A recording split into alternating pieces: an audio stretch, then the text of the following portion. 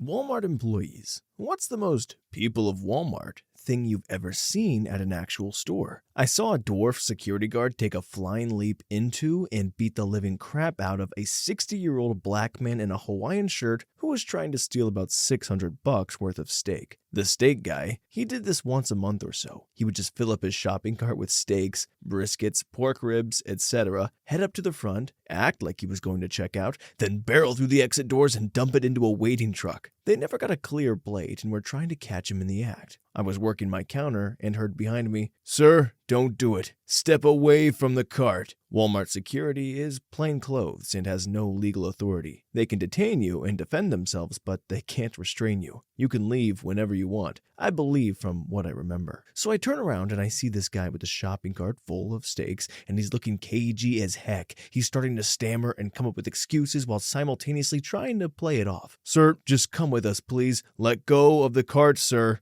The guard trying to calm him down was the head of security there. He was a chill guy in his 30s, but built like a brick crap house. You might think he was chubby if you looked at him. You wouldn't dream he could bench 340 plus pounds. So the steak guy, he makes his break. He tries to blow past Chubbs McMuscles and they end up going into a stack of DVDs. Then came Eric. Eric was I'm honestly not sure he would qualify as a dwarf, perhaps just a guy with a growing disability. He was about 4 feet tall. Max, he would look like a 12-year-old except for the fact that he was completely effing yoked. He was one of those just itching for action type of guys. He seemed like he had something to prove. So Muscle Chubbs and Steak Guy are down in the DVDs, and Steak Guy goes to get up, and here comes Eric. I'm probably wrong, but I swear in my mind I heard, "Yeah!" And I hear the little effer leap through the air, both feet out, and just cannonballed this guy in the chest, feet first. He went down again. I heard Chubbs yell, "Eric, no!"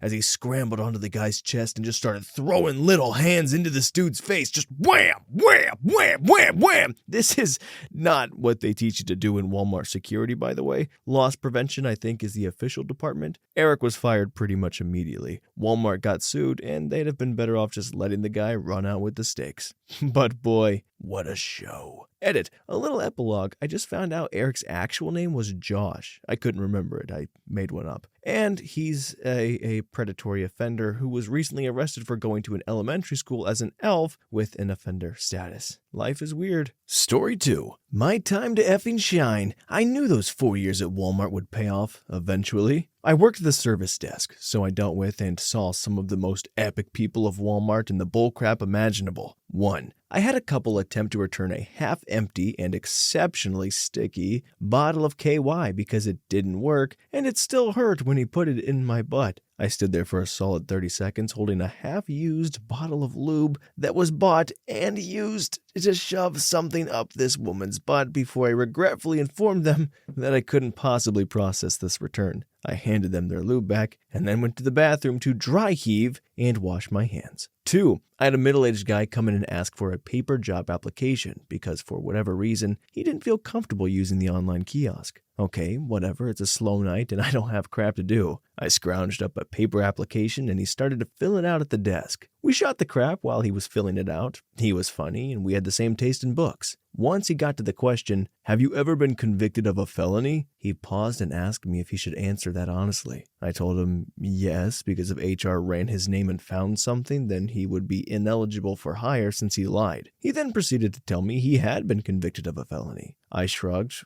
Whatever, dude. Welcome to Walmart. Freak family, homie. And it was a sex crime, he says. Well, crimes. At this point, I take a step back. "Oh, don't worry, I only essayed guys, so you're fine," he said and calmly went back to filling out his application as my eyebrows met my hairline. 3. We had a customer, we called her Huffy, because she would come in and huff the aerosol dust remover that people use to clean their keyboards, get high, and then pass out in the bathroom for a few hours. I should also tell you that at the end of our parking lot was a small grassy median, and on the other side of the median is a Burger King. Remember this note. Well, management and loss prevention got tired of old Huffy coming in and stealing dust remover and taking up valuable bathroom space. So the next time she came in, a manager and a loss prevention associate were in her like flies on crap. Somehow that wily old Huffy was able to partake in a few cans of dust remover before the two associates moved in. Once Huffy saw two employees walking towards her, she took off, with Walmart's best giving chase. I'm not sure why they chased her, honestly. It was probably a slow day for them. The electronics worker who saw this all go down got on his walkie and radioed us up to the front. Crap's going down and it's moving towards you. I didn't have anybody at the desk, so I moved out on the floor just in time to see Huffy and the two associates streak through the doors like bats out of hell. I ran to the door because I am not one to miss a crap show. I saw Huffy get in her car and make a break out of the parking lot, clipping two cars as she made her escape, leaving the winded Walmart workers watching her drive off into the sunset. Now, believe it or not, but someone who has just huffed 2 cans of dust remover isn't the best driver. I watched the car start to swerve halfway down the parking lot, then straighten out as Huffy gunned it. She jumped the median and slammed her car through the back wall of the Burger King, coming to the stop in the vicinity of the kitchen. Hands down, one of the better attempts to escape the long arm of the Walmart law I've ever seen. Guys, we are 2 stories in and it's already hectic. How is there not a reality TV show on Walmart? This is amazing. Story 3. When I worked there was a dancer, or waitress, likely the former, who always came in with tons of $1 bills. She was problematic, so I tried to avoid being her cashier. One night I was the only one working and she starts her order. It's pretty late. She has her daughter who is playing with markers that the woman gave her to occupy her. She doesn't want to buy them. Couldn't if she wanted. They're scattered throughout the store. I scan tons of things and we get to the end and she doesn't have enough money. Cue voiding items, checking price, putting them back on. I recall that she took off the diapers but kept some of the superfluous stuff. We get to the end of her order and she finally pays. I've got more than half her crap plus the mostly empty box of markers on the belt. I print her receipt twice so I can take a look. She bought 12 items. It took over an effing hour. There were something like 40 voided items. Ridiculous. Story 4. I saw a cashier coworker get arrested at her cash register for theft. She had been air scanning items and giving them away to her friends and family. When I worked as a cashier, someone gave me a fake $100 bill so badly made the ink smeared when I scratched the corner. I had to walk away from my register and notify the floor manager. To my surprise, the people didn't seem to understand what was happening and waited there until the cops showed up and arrested them. They literally did not move from the line. At one point asked me what the holdup was, and I even told them it was because their money was fake. Not a good idea, but these people were really dumb. I saw a man run from our loss prevention officer and get caught, and a woman came out of nowhere and attacked the loss prevention officer while screaming, "I'm pregnant!" The cops came. She actually was not pregnant, but the wife of the man caught stealing. They were both arrested. Story 5. I worked at one of the older Walmarts, not Supercenter, back in 1998. I don't recall much of the customers except Miss Allen. Miss Allen was this elderly woman whom everybody knew, who had a bad stutter. She apparently lived alone and had really poor hygiene skills. Her hair was always frizzy and she often smelled of terrible BO. She would always put $100 or so worth of granny panties on layaway, pay her minimum deposit, 10% at the time, I think, then come back a month later, 60-day layaway, but it was recommended you make a payment in 30 days. Didn't have to, but it was recommended. And cancel the layaway. Not pay it off, cancel as in get her money back. You were allowed up to 3 layaway accounts at a time, which she did. She had been caught shoplifting a time or two at both the Walmart and the Kmart in the same town. She always carried this giant purse in the baby seat of the cart, big enough to probably smuggle out a TV. She was caught a few times trying to make off with the granny panties when loss prevention and the local police department tried to question her. She tried speaking with a really bad stutter and they just had to let her go. Story 6.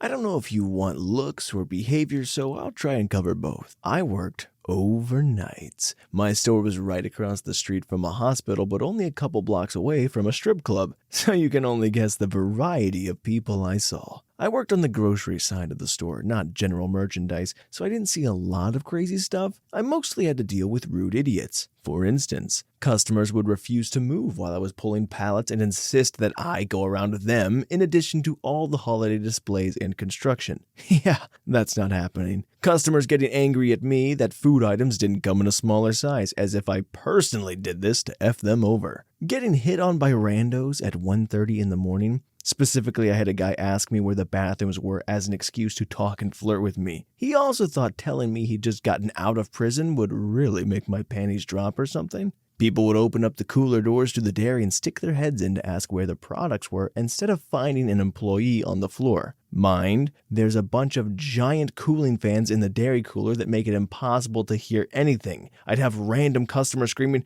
"Hey, where's the feta?" out of effing nowhere, and it scared the crap out of me. Big groups of teenagers that would come in after midnight and ride the scooters around the store and trash the place, and generally make a nuisance of themselves. Most of them had to be escorted out by management. Saw a failed shoplifting attempt while on break once. Guy tried to walk out with a couple of flat screen TVs in his cart, then bolted when the door thing started beeping. The store didn't do much about it. Had a customer threaten to call the store manager and have him fire me. Apparently they were best friends or some crap because I wouldn't give him cigarettes. I was up front watching the self-checkouts in the door and was told not to leave that area for any reason because we were pathetically understaffed. The cigarette counter was closed anyway, and no amount of explaining would make him stop. It actually egged him on. I was putting my job at risk either way, so I got his dank cigarettes. Had a woman threaten to call the store manager because the eyeshadow she found on the clearance rack had been marked down to $2, and she wanted it for $1. She started screaming and making threats and sat outside on the benches for 3 hours on the phone bickering about the store and how awful we were. And finally, some former friends of mine tried to start crap with me while I was on the clock. They followed me to my department and were opening up all the outside dairy cooler doors to try and scream at me. So I hid in the meat freezer until another employee came through and told them to get out. Story 7. I used to work for a cell phone carrier at a little folding table near the front door of Walmart. This was 15 to 20 years ago when Walmart themselves did not sell phones, way back before phones went digital, and in most parts of the country there were only 2 carriers to choose from. I was selling Motorola flip phones and bag phones. So this was a while back. I moved from store to store around the medium-sized metro area, about 8 Walmarts in town, and my team all took turns with them. Anyway, this particular day I was stationed at a Walmart in a very ghetto part of town, one of those places where loss prevention had loads of staff and crap was still getting stolen all the time. Crackheads drifting around all the time and just tons of run-for-the-door petty theft and fast hands make change and scams. It was a lively place to be. As it happened, a tropical storm was rolling in town. 2 to 3 in the afternoon, overcast and a bit dark outside, and the power goes out. Now these days, there would be immediate battery backup lights that kick on. But back then, there was a generator, and it took a good 2 minutes before it self-started and the lights came back on. The other thing worth mentioning is that this was an older store, built in the 80s, so lower ceilings than the modern ones,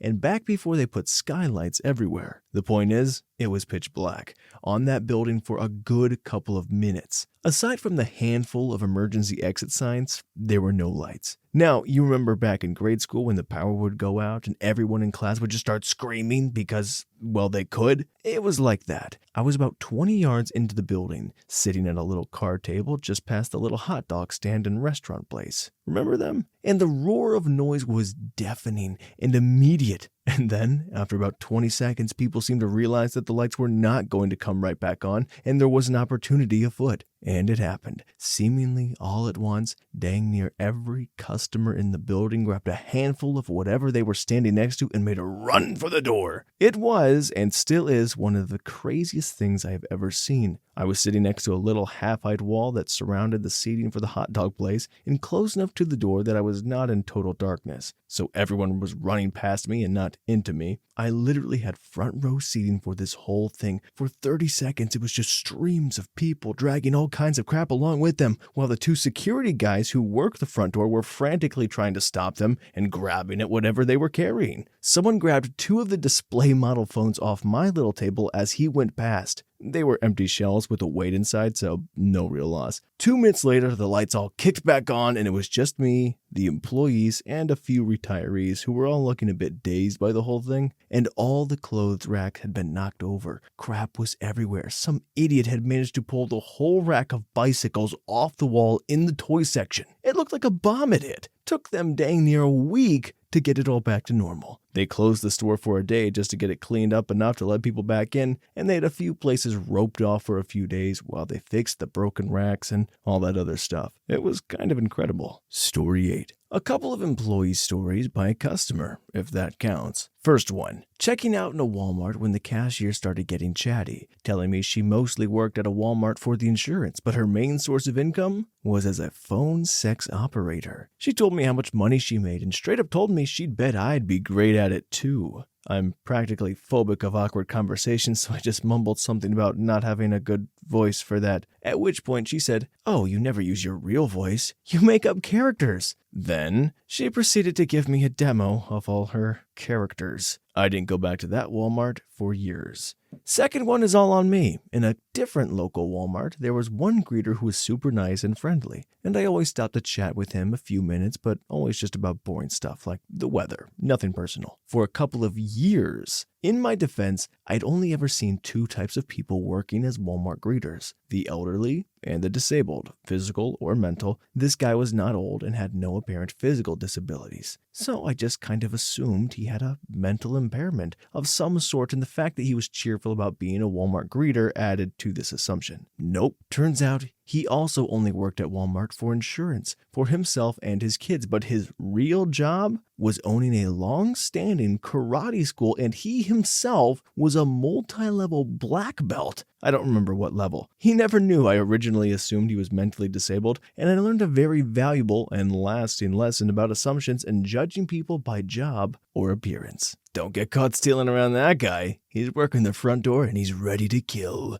Quiet! Story 9. This is old, so I'm probably wasting my time, but I worked in the garden center at a Walmart, and we had our own gate entrance, as many other garden centers do. Since we had our own entrance, we had our own greeter. Let's call him Dale. Dale was in an electric wheelchair and was a Vietnam vet. He had an accident after the war that involved his neck, so he was pretty much a quadriplegic. But his arms did work a little, and he could check receipts with them. Dale took nobody's crap, so we would always F with him to get him going. Our favorite move was to sneak up on him when he was sleeping and jack up his wheelchair with a pallet jack so he couldn't go anywhere. Dale took his job very seriously, and one day someone tried the old Walmart Dash with the big stereo system, but they had no car waiting outside. I'm pretty sure they figured they could get out of our door because of Dale's condition and all, but little did they know, they were effing with the baddest employee Walmart has ever had. Dale tore after this guy through the parking lot with his chair, nipping the backs of his heels with the metal footrests. This guy had no choice but to ditch the massive box and full-on sprint away from our attack quadriplegic.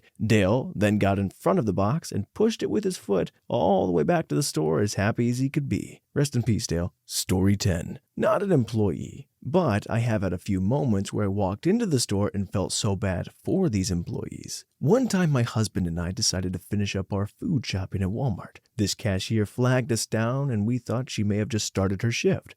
Little did we know, she was a very disgruntled employee and wanted to rant to us about her problems with Walmart. We felt bad, so we talked to her for a couple of minutes before she even scanned our items. She felt good afterwards and said, "You know what? F this place. I like you guys, so I'm going to do something for you." Next thing we knew, she pretended to scan nearly all of the items in the cart. Then she took some of the items that were worth more than $5 and charged us half price or less. I would have been gosh danged if I dared at second thoughts about it. She made our week. A cart full of stuff that should have been at least $150 went down to $40 or something. It doesn't look like she works there anymore. I could only hope that she didn't get in trouble and found something better. God bless her. Another time, this lady had a full cart of groceries and decided to hold up the whole line so a family member could run all the way back to the freezer aisle and get Hot Pockets. Then there was a time where the cops were called because a kid was choking another kid while the moms were nowhere to be found. And of course, people who decide it's a great idea to come into a store dressed like they are about to strip in the middle of the clothes section. Story 11. Oh gosh, here we go. During a dark time in my life, many years ago, I stocked a Walmart working overnights. Now, daytime Walmart is weird enough, but nighttime Walmart might as well be the effing Twilight Zone. There's a lot of stories, but one that stands out to me is one night around 3 a.m. I'm helping stock the health and beauty aisles. If you ever shop at a Walmart, you also know this is where the lube and condoms and pregnancy tests, etc. are kept. I'm rounding the corner to move into this aisle when I hear a hushed but slightly panicked voice. Now, the sex stuff is a high theft area, so I listen thinking someone is trying to jack some pregnancy tests. What I heard went beyond the normal Walmart effery. The last thing I heard before coming into view was, "You better not be. Mom and Dad will kill the both of us." I come around to see a male and female teenager stop dead and look at me white as ghosts. They have similar hair color and skin complexions, and well, given what was said between them, it's fair to assume they were brother and sister. And in the sister's hands were several boxes of pregnancy tests. They just walk away, silently, awkward, after seeing me. Yep, total Roll Tide moment at Walmart.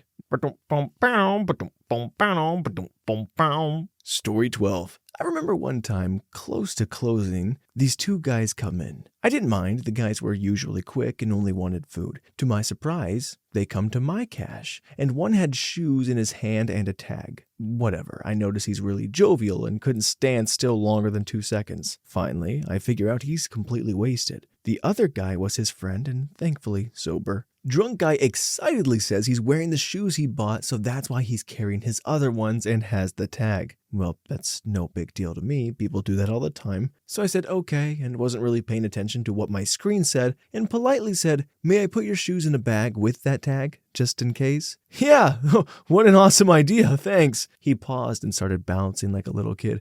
Can I show you my new shoes? Can I? His friend shrugged and shot me a look. Well, seemed harmless, right? I said, "Sure," to humor him. He then shows me pink slippers. No kidding, I stared and then pasted a smile. "Yeah, they're nice." He's absolutely giddy with excitement, and just as I was about to point out something, he grabs the bag after pain and shouts, "Thank you!" Then proceeds to run outside as happy as can be in the pouring rain. Story 13. Had a random dude try to steal my cart on my way out to my car. Grabbed the cart and told me it was his. Told him we could go back inside and sort it out with the loss prevention guys there. He just kept repeating it was his. I had enough, and I just pulled it with me back towards the building. He tried to stop me by grabbing onto the other side of the cart, ended up getting dragged along with it. Then after getting dragged a few feet, screamed, "F you!" and ran off. I went back in and told the guys there was some crazy a-hole trying to steal people's groceries in the parking lot. I can't figure out for the life of me why he didn't just grab the ice cream and the batteries I had in the cart and run off with those instead of trying to take the whole cart. Story 14. Was in a Sam's Club in the area where you get food and stuff, cafeteria if you will, and there was this family that seemed kind of redneck or whatever. I don't really know how to explain it, but the father, who seemed to be in decent shape, a little old, but nonetheless, he was in a scooter thing, so I assumed he might be disabled or something, making it hard for him to walk. I saw him driving it through the store previously with the group shopping beforehand. Anyway, my dad, brother, and I sat down eating a slice of pizza or whatever we were doing, and then they were behind us. In a line, we look, and the dad, after getting his drink cup, drives towards the fountain and gets up and walks without skipping a beat. He looks over the drinks there and looks around in confusion, then yells loud as F, They ain't got no gosh dang mellow yellow. This is some bull crap." My dad, brother, and I look at one another and crack up laughing, trying to mind our own business. To this day, years later at this point, we still mess with each other, quoting him at random times. "They ain't got no gosh dang mellow yellow." we always get a laugh out of it. Story 15. Used to work in Walmart Electronics. There would be this slightly overweight couple that would come in like every month with their welfare check to buy new games or TVs. The kicker was that they had a baby, and not one time did any one of us see them buy actual food or formula or whatever for it. They were also gross as F, and I feel bad for the kid. All of us as employees could smell them coming before they got to our department. We would draw straws for who had to help them. Like you could see all the dirt and grease on them. I would buy people lunch so I didn't have to wait on them because they would be there for like an hour trying to talk about video games and crap to whoever was unfortunate enough to have to help them. Story 16. A bit late, but I just ended 4 years at Walmart. My best story was the time I was sitting at lunch outside and a car drives up the road super fast. It's a straight roadway with a few lights. It's like 2 a.m. Anyway, I see car lights go up over the top of the hedge blocking the road. Now the hedge is a good 5 feet high, followed very promptly by the most horrific grinding noise I've ever heard. The driver flipped the car upside down in the middle of the median going the wrong way. I ran over and there's a guy crawling out threatening bystanders. There was also a dude unconscious inside the car, flopping around, held by his seatbelt and bleeding from his head. I was in the middle of a call for an ambulance when I walked up. The driver sees me on the phone and full-on sprints at me, screaming I was going to take my life. So I ran back into Walmart, gave them a heads up about the crazies, and they got me out of there. Crazy came in, looked around, and ran for it. The cops came after the driver who fled, the passenger was taken away, and the manhunt ensues. Turns out the car is stolen, and I had to identify the driver. I went to court later, and they gave the dude a misdemeanor charge, all because I tried to call an ambulance for an injured guy. Story 17. Working at Walmart made me hate people and introduced me to anxiety. Not even joking, I worked frozen food and dairy at one of the most busiest stores in the area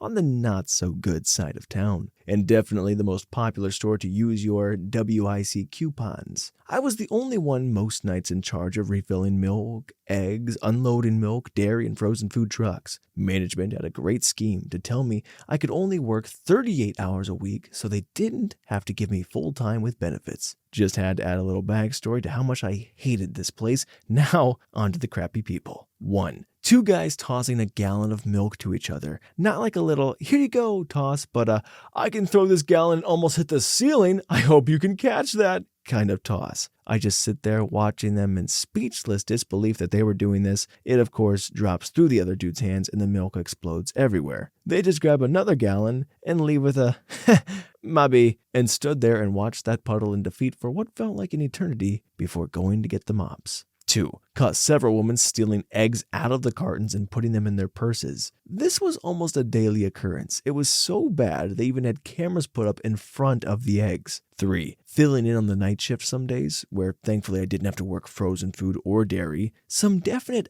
unkempt prostitutes coming in with men smelling like I can only describe as a month-old bottle of sewage. 4. People playing bumper cars with the motorized carts. Some days taking them out to the parking lot. 5. People looking inside the dairy cooler yelling at me to give them milk from the milk crates because the ones stocked on the shelf aren't good enough, I suppose. 6. Guy took a giant empty bag of Purina dog food and filled it up with steaks and chicken from the meat section, restapled it and everything, and I watched him to see which line he was going to and reported to the cashier to check his dog food. He was caught. 7. Lady cussing me out because we were sold out of Tyson's chicken because, y'all Walmart, how can you be sold out of that crap? 8. Large lady with her boobs out, breastfeeding while the baby was sitting in the child seat of the cart, not the cart with the baby carriages. A whole lot of small crap where I just sigh and say, come on. All this was just in the span of a year and a half. I was so happy to leave that place. I'm now a software developer and have little to no interaction with people, I think in large part because of my experience there. If I'm in a Walmart for more than 20 minutes, I honestly get anxiety and can feel my blood pressure skyrocket. Story 18. I've worked at Walmart for almost 6 years. I spent 4 years in the deli and people are so terrible. I had a lady with 2 kids that were running around the bakery. Our deli and bakery aren't attached, and the boy falls, busting his tooth or teeth up out of his gum through his lip. He decides to have his crying crap cut with his mom at the deli. I call the code white. Chaos. People keep lining up around the crying, bleeding baby to order lunch meat for some reason. The boy's sister claims he slipped on a loaf of bread. The mom is upset at any Walmart associate that looks at her. Ambulance takes the kid away, and we finally continue on with our night. I was serving a couple that smelled rank as F when a grandmother and young granddaughter come up. I'm looking at the kid because I think she's cute when she throws up. I literally watched the vomit come out of her mouth. I contemplate self-unaliving at this moment. Late at night at 11 p.m., I saw a lady come in the store shopping like everything is okay, in her bathrobe and hair up in a towel. Whatever. I have so many stories. Someone please unalive me. Story 19. My first night cashiering on my own, I was working late and had a man come through my line with every head of lettuce we had at like 11 p.m. It was like 100, maybe 200 heads of lettuce. He didn't say anything about it when I asked him what all the lettuce was for, and the CSM who came over to help me, before I knew how to scan stuff in large quantities, looked just as confused as I was. There was another incident recently with a customer who went through self-checkout and bought like 50 bananas one by one on separate counters, but at least that one got explained to me. Guy was a retired veteran who had a card with a low interest rate. He had to make so many transactions in the course of a month to keep it that low, so buy many of a cheap item. Made sense. The lettuce never got explained to me, though. I imagine it was for farm animals or something, but why Walmart? And why this late at night? I still don't know where he found all of it. It had to be way more than we could fit on the shelf. Story 20. We had gone down to Bolivar, Tennessee to visit some relatives of my mom's. She grew up nearby in Toon, and we had to make an emergency stop at Wally's World for gas and a new shirt for me. Earlier, we stopped at a Mexican joint for lunch with the relatives before heading home, and I foolishly dumped a bowl full of salsa on my shirt and pants. Anyway, I'm browsing the shirts in the men's section when an ancient-looking old woman walked up to me. She just stood there, staring at me while I'm looking for a shirt in my size. She starts mumbling something I couldn't really hear, so I grab this cowboy-looking shirt and walk off to the checkout. I used the self-checkout to get out of quick, and just as I start walking towards the men's room to change, the old lady is standing there, staring at me. I head off towards the back of the store where I saw another restroom and change clothes, walk out of the restroom, and run smack dab into Grandma Voorhees. Story 21. Former Walmart associate. When the first of the monthers come around, there was always this family that came in. They didn't shower, they didn't take care of their kids' hygiene, their clothes were caked in dirt and stains. They'd always come in and, I kid you not, get at least 5 shopping carts worth of an assortment of chips, soda, candy, frozen dinners, ice cream, toys, random gardening stuff, just random things that they don't need. Their kids, who were obese little pieces of crap, were catastrophic when they came through. My first time ever running into this family, I was on overnight stock, before the cap system came in for you current associates, and I was stocking, minding my own business. I see them come into my aisle, bakery. I don't think anything of it, just another poor family who needs assistance. As I'm stocking, I hear the dad say, "Put that down," to one of the kids, and he shouts, "No!" You know, normal parenting stuff. This is where it gets good. The dad looks at him and says, "Don't F around say no to me. Now put that gosh dang bag of sugar back on the shelf." Then the kid slams it against the shelf. Thank goodness it was only a 4-pound bag, and starts whipping it around and spinning in circles, spreading the sugar all over the aisle. The dad grabs him by his little mullet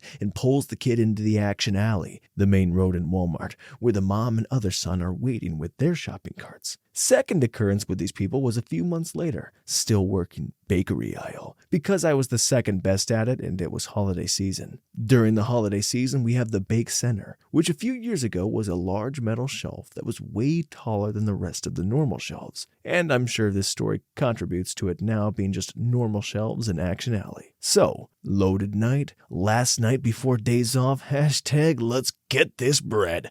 Knock out the bake center early so I'm not in and out of my aisle all night. Time is now around 3 a.m. I'm about to take lunch. I happen to be stocking the top shelf, and what do I see? Yup, those stupid idiot kids climbing on the shelves. I rush to the bake center as the kids are pushing the stuff off the upper shelves off to fall into their parents' shopping carts as they roll by. I tell them that they can't do that, and they act all surprised, like they didn't know what they were doing was dangerous, and apologize and finish shopping. I reported it and haven't seen them since. I wasn't the only person who had problems with them. We had a black coworker who dropped the N-bomb on them and their kids, frequently opening the toys, eating candy, and just dumb stuff. Story 22. Worked there for a couple of years and have tons of stories. But the main ones? Someone brought a goat into the store. We can't reject the animal if they say it's a service animal. It took a dump in the produce section and we had to toss a bunch of vegetables that might have had poop particles on it. Note, this is in a suburban area,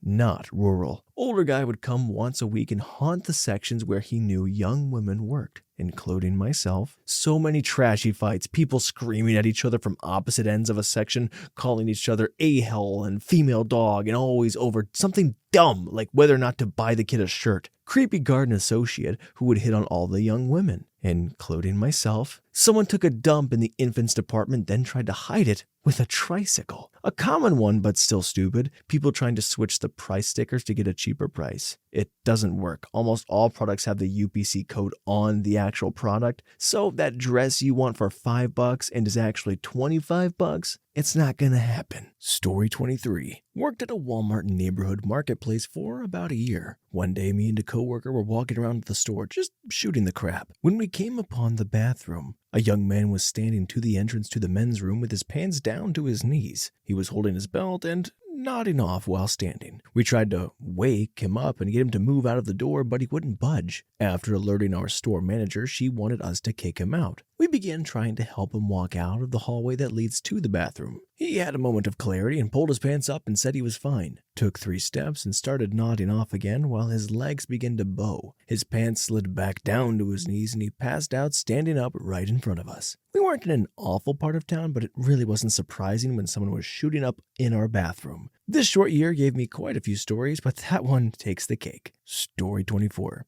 I shared this story a while back on a worst PDA thread, but it definitely applies here too. A few years ago, I was working at Walmart in maintenance, fancy word for janitor, I know, and I was sweeping the aisles at about 2 in the morning. I turned a corner and found myself behind a couple walking side by side very slowly down an aisle, leaving no room to go around them. So I kept my distance so as not to crowd them. As far as I know, they weren't aware I was behind them. To get the idea of what these people looked like, they wouldn't have been out of place on People of Walmart, but they probably wouldn't have been the focus on their looks alone. He was an unkempt, scrawny guy who looked like he'd had a bit too much drugs, and she was a heavy-set girl who looked like the type who would date a guy who's had too much drugs. They were a match made in rehab. Now, what made this encounter more than just an everyday Walmart occurrence was that they did next. She grabbed his butt. Okay, a bit much in public, but nothing to write home about. And then I saw her hands. It got a little weird. If a guy's into butt stuff, that's perfectly fine, and based on the look he gave her, he was into it, but there I was, trapped by my job, a captive audience to this couple's foreplay, and there were nights that job was torture, but this one was on a whole new level that I wasn't prepared for. Story 25. This occurred in the early fall of 2011. I worked in the produce section of Walmart at a supercenter in the middle of my hometown.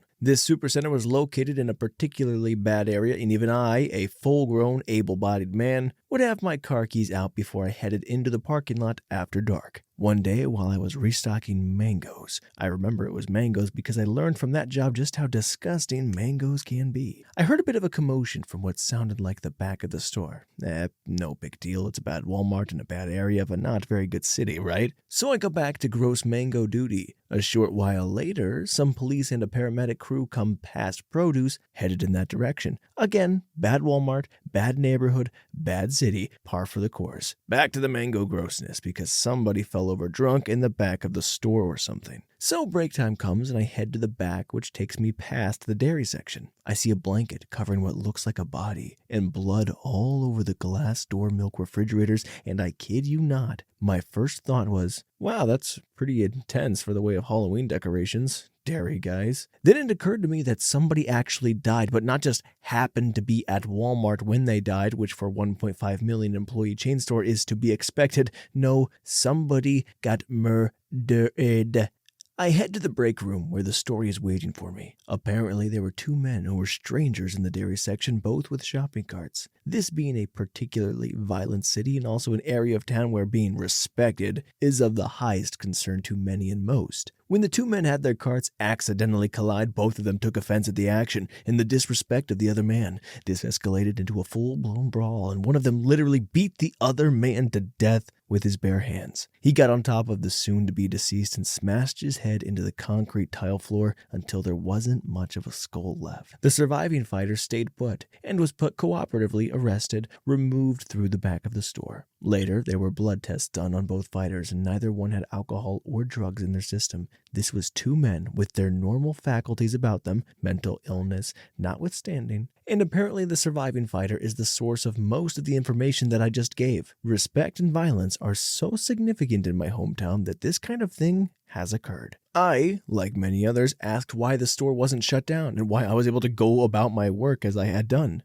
Apparently, the assistant manager on site had a phone conversation with the manager, and they came to the conclusion that the only thing necessary was to close off the dairy section for a while the scene was documented. Not much documentation was needed because of security cameras showing the whole thing, which incidentally lined up with the living guy's account. The rest of the store never skipped a beat, although since my section also had refrigerators, we had to make room for some dairy stock to be available there for the rest of my shift. I reorganized some berries so that milk was available for purchase. I think this was briefly mentioned in the local nightly news broadcast. I redoubled my job search efforts that very day and ultimately ended up in my current career about 8 months later. As I understood it, Walmart keeps track of their most dangerous locations by way of crime rates in the town and zip code, quantity, and nature of crimes committed at the store, demographics of the area, etc. And that store was already regarded by Walmart itself as the most dangerous Walmart location in the United States. I suspect it remains that to this day. Be careful how and who you deal with out there, folks. You never know if they're from my city. They may prefer to beat you to death rather than feel disrespected by you over the slightest accident.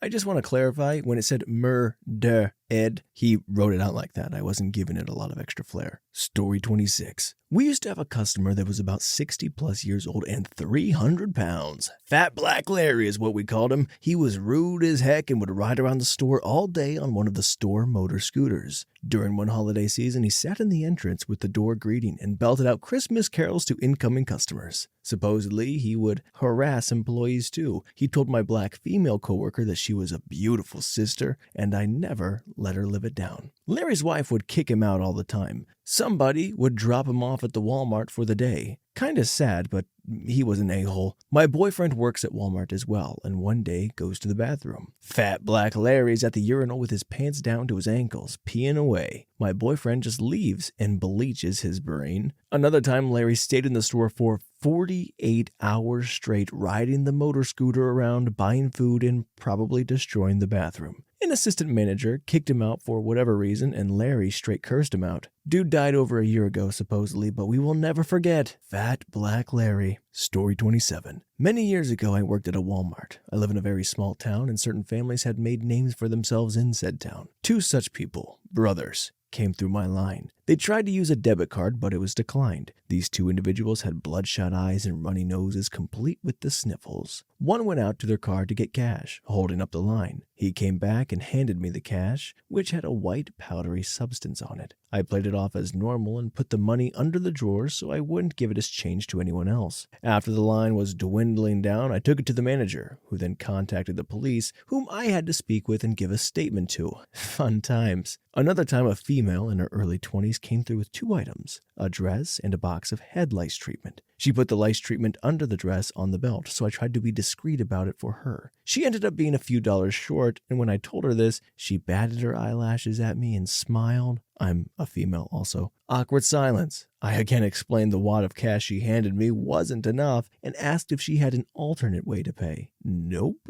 So I asked which item she'd like removed, the dress or the lice treatment. She bought the dress. Story 28. 2 drug heads wearing a towel with a hole cut in the center instead of a shirt, with a camo beanie hat and camo shorts, trash bags for shoes, sneaking through the aisle in front of my bakery section. He proceeds to pull the doors to the donut case open while staring at us. Grab a donut, take a bite, smash it on the floor, grab a donut, take a bite, smash it on the floor. He does this to 26 donuts before security is starting to come over. He sees our security guard, whips out and starts peeing all over the donut case. Guard isn't sure what to do. Dude tries to run. He gives chase. Towel boy trips, slams into the floor hard as heck, and then is escorted out to custody. Butt cheeks. Manager comes over and tells me to clean up the mess the dude had made. I told her she doesn't pay me enough for that, and if she didn't want to find a new baker that night, they needed to call in a service to clean it up. That crap is a biohazard. I'm here to bake frozen French bread. No way in heck. Story 29.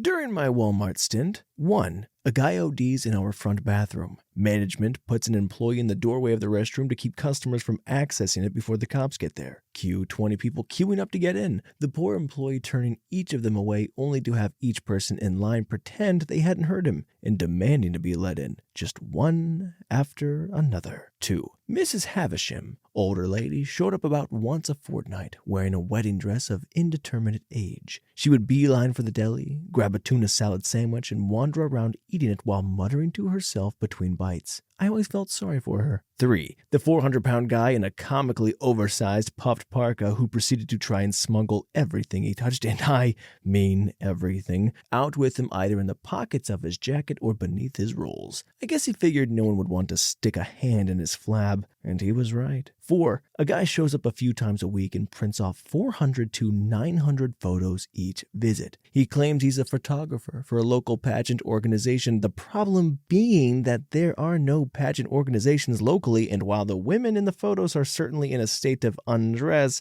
the subjects appear to be unaware that they're being photographed. Management won't call the cops because it doesn't violate company policy. The final nail in the coffin was that Mr. Creepshot wasn't too keen on actually paying for the photos. He would pick them up, pay for them, sort through them, and declare them all unacceptable, then demand a refund every freaking time. He didn't even try to weasel the managers into comping his photos. To this day, I swear he just wanted to monopolize the photo associate's time and get some unexpected bystander to look at his creep shots. Story 30. Not a Walmart employee, but worked in a Big W Australian store. This is more indicative of the suburb, Blacktown, than the chain, but onto the story. I worked on the floor in 2 departments, one being toys, the other being health and beauty. Odd combination, but I think I was giving H&B because that was always a disaster. People using deodorant regularly. One dude shaved, opened up a shaving gel and a pack of disposable razors and went to work on his face without a mirror. More than one guy was banned from the store for self-pleasuring, one in women's clothing staring at the young girl who was tidying the section, and a few in other, quieter, less traveled areas.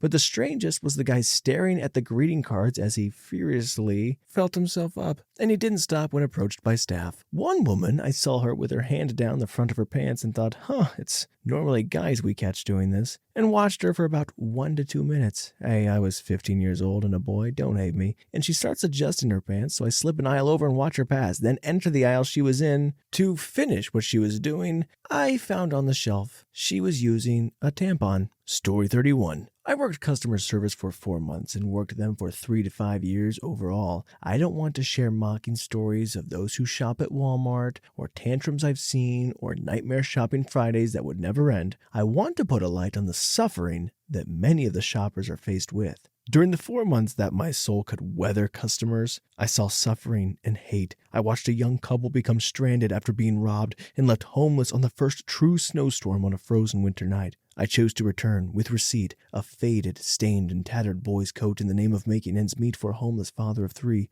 I saw white men verbally berate Spanish-speaking women for speaking the language of her conversation. I couldn't help. I could hardly keep myself above water. Every day I would stare at a community involvement poster of how much Walmart raised, not donated, to help the area. And I would watch my coworkers sacrifice their health day in and day out to stay employed, but not be compensated with health care or sick leave. Story 32. I worked overnights about a block from a casino for many years, and I have seen many things. A man's bare butt cheeks sticking out from under one of the stalls in the bathroom because he went to the liquor store across the street, stole and drank a pint of Jack Daniels while walking to our store. Once there, he stole a 12-pack of Bud Light and drank all of them alone in the handicapped stall. Similar story, different guy. Same idea, stole liquor and got crap-faced in the bathroom. He was found having vomited and crapped all over himself. The cops came, cussed him out for having to deal with him, wrapped him in a giant trash bag with only his head sticking out, and wheeled him out in one of the giant Walmart wheelchairs. My favorite are the after-party white girl wasted types stopping by at 3 a.m. after a night out. I once had a really hard night.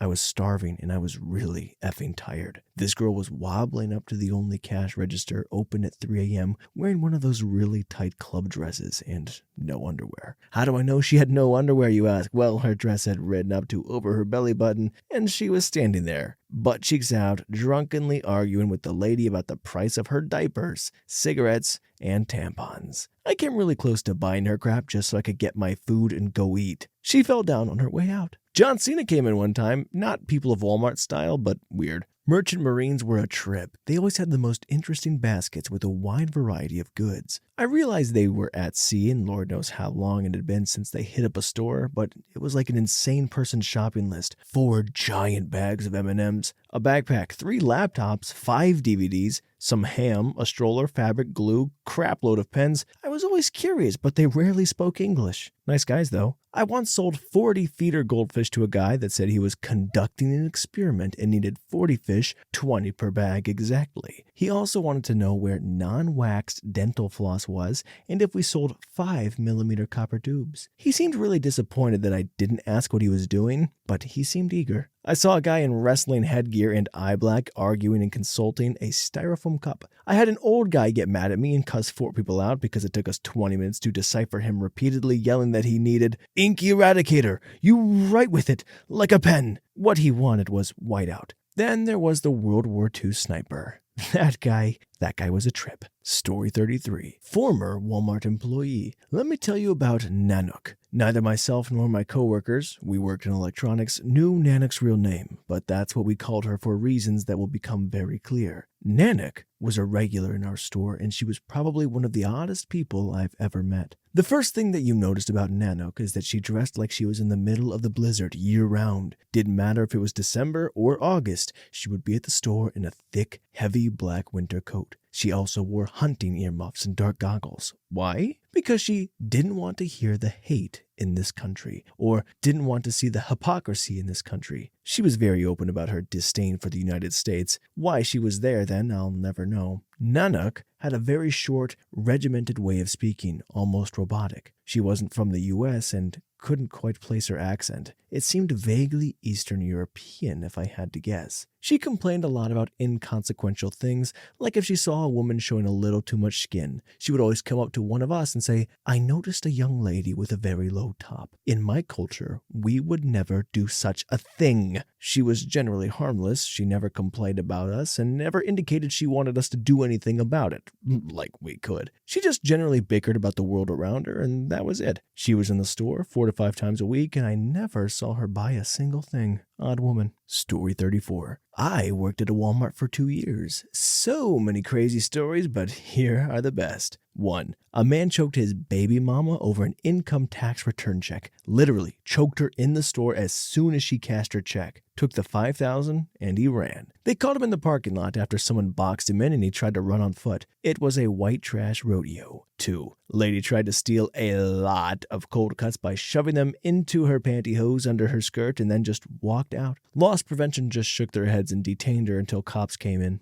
3. A man was promptly arrested at a Black Friday event because he put a 6-year-old in a headlock in order to take a Tickle Me Elmo the child had. 4. 2 women got knocked down, dragged out, fight over some Pioneer woman cookware at the same Black Friday event as the Elmo incident. Turns out they knew each other from church. 5. Some guys filled up 3 baskets full of orange juice and they told me they were having a frat party, college town, with a screwdriver pool, and they still needed to pick up the kegs. I was invited, and I went. They did, in fact, make a giant screwdriver in a pool and bought out 2 Walmarts and a Winn-Dixie of all the orange juice to achieve this feat. I was so impressed. 6. Sad one. Homeless man asked the deli for leftover food at closing. They told him they were sorry, but they had to toss it all. His response? That I'm sorry for this. And he jumped over the counter, stole 1 potato log, and just sat down to eat it and wait for the police. As he was leaving, he said, "It's warm in prison." At least there's food. I may think of more, but I have to go put my kid to bed. Story 35. A guy went to the self-checkout area, stood for 20 minutes, apparently. Then when the lady on duty to monitor the area, for theft, alcohol, or tech management, tried to direct him to an open machine, he said, "You're supposed to check me out." And she said, "Sir, this is a self-checkout. I'm not supposed to do it. You are." He flipped out on her, saying that checking out was her job and she was just being a lazy female dog. And she tried to calmly explain to him the point of self-checkout, and this guy went on and on about how she's lazy and useless and shouldn't have the job if she didn't know how to do it. She called her manager. Her manager reassigned her to an actual cash register and checked the guy out herself. By the way, the guy had an entire cart full of groceries, so he was actually there for 20 minutes or so. I went back into the store after dropping off my groceries in the car, found her cash register, grabbed a piece of candy, and waited in line. When I finally got up to the cash register, I said, "You didn't deserve that. That guy, he was the female dog." Paid for my stuff and walked away after she thanked me. Story 36. Worked at a Walmart for 3 years. In the summer, I would push the carts up in the morning and clear the parking lot corrals. The only cars are the employees, old ladies, and cars left there so a designated driver and his friends could all go out. So the parking lot is virtually empty. The bottom of the parking lot had the medians where the single tree and some grass was growing, creating choke points for drivers to enter and leave. The lot was noticeably uphill, which is why push carters got 50 cents extra an hour. What? This S10 came barreling into the parking lot. Not ramming speed, but more like in a hurry, so I'm going to cut across the parking lot speed. The bottom of the truck could be seen as the truck wheelied over the median. A few hops later, and it simply coasted by us at the bottom corrals. Its engine didn't die. The move had been so traumatic that the driver has frozen. The passenger was staring straight ahead, too. The trunk limped out of the parking lot and made a squeak, squeak noise as the front wheels came around. It came in like a lion and left like a lamb. The two girls were absolutely stunned. Story 37. I worked the overnight shift for a few years, and you eventually notice regular customers that would only shop at night. And being that there were so few, you could get to know them a little from afar. One notable couple gave me one of the funniest stories that I can claim as my own. They were notable because of their size difference. The man was at least 6'5", and the woman was no more than 3 foot tall. I may be exaggerating a bit, but she is definitely the smallest person I have ever seen, and her man was a goofy-looking tower of a man. He would put her in the toddler seat in the shopping buggy, and they would go about their business. They made quite a memorable pair. One night while I was stocking dog food, I heard arguing coming from the frozen food section across the way from me. It was the odd couple, and she was mad. She was standing in the toddler seat with her fingers in his face, chewing him out, and he was waving his giant arms around and yelling some unintelligible gibberish. Apparently he had enough and pushed the buggy down the aisle away from him while her still being along for the ride. He walked out of the store and left her, trapped in the shopping cart. I beat feet around the corner. I wanted no part of this business and hoped that someone would eventually help the upset, tiny little woman out of her cart. I saw both people in the store after that, but I never saw them together again. Too long didn't read Big Galoot Strand's tiny upset woman in shopping cart. Ah, Walmart, where love goes to die. Story 38. Been working in Walmart apparel department for the last 2 months. I normally work in the men's and boys out of all the parts of the apparel area. This is important because this happened in the men's department. So one day, African-American teen and his mom come in to buy him underwear. I'm putting away jeans. She asked me what size of underwear she should buy him. I answer with a polite, "I don't know, ma'am. I don't normally estimate that." She asks if I could look at her son's underwear to estimate this. I politely refuse, pretty mentally going, "No." They walk away. A little later, I go over to the area between men's and boys to straighten up, as they call it, zone, and a back wall of pants. She spots a male customer with his girlfriend and explains that the employee, i.e. me, refused to estimate her son's underwear size and asks the male customer to estimate it. This has gotten the teen's son to facepalm and walk away as quickly as possible. Male customer hazards a guess of medium. The mom still ends up buying her son some underwear, but the teen's son seemed so embarrassed. Not the weirdest thing I've seen in retail or at Walmart so far, but definitely the most people of Walmart so far. Story 39. Not exactly people of Walmart material, but I was helping out the toy department by taking a case of 24-inch rubber balls over the automotive and filling them up. It was during the winter, and it was exceptionally cold that day. I filled these balls to the max, thinking I was doing all the good. Everything was great, right up until I brought them into the nice, warm building. Nothing happened for about 30 minutes, when all of a sudden, it sounds like World War III had started. These balls started popping like popcorn from hell. Boom!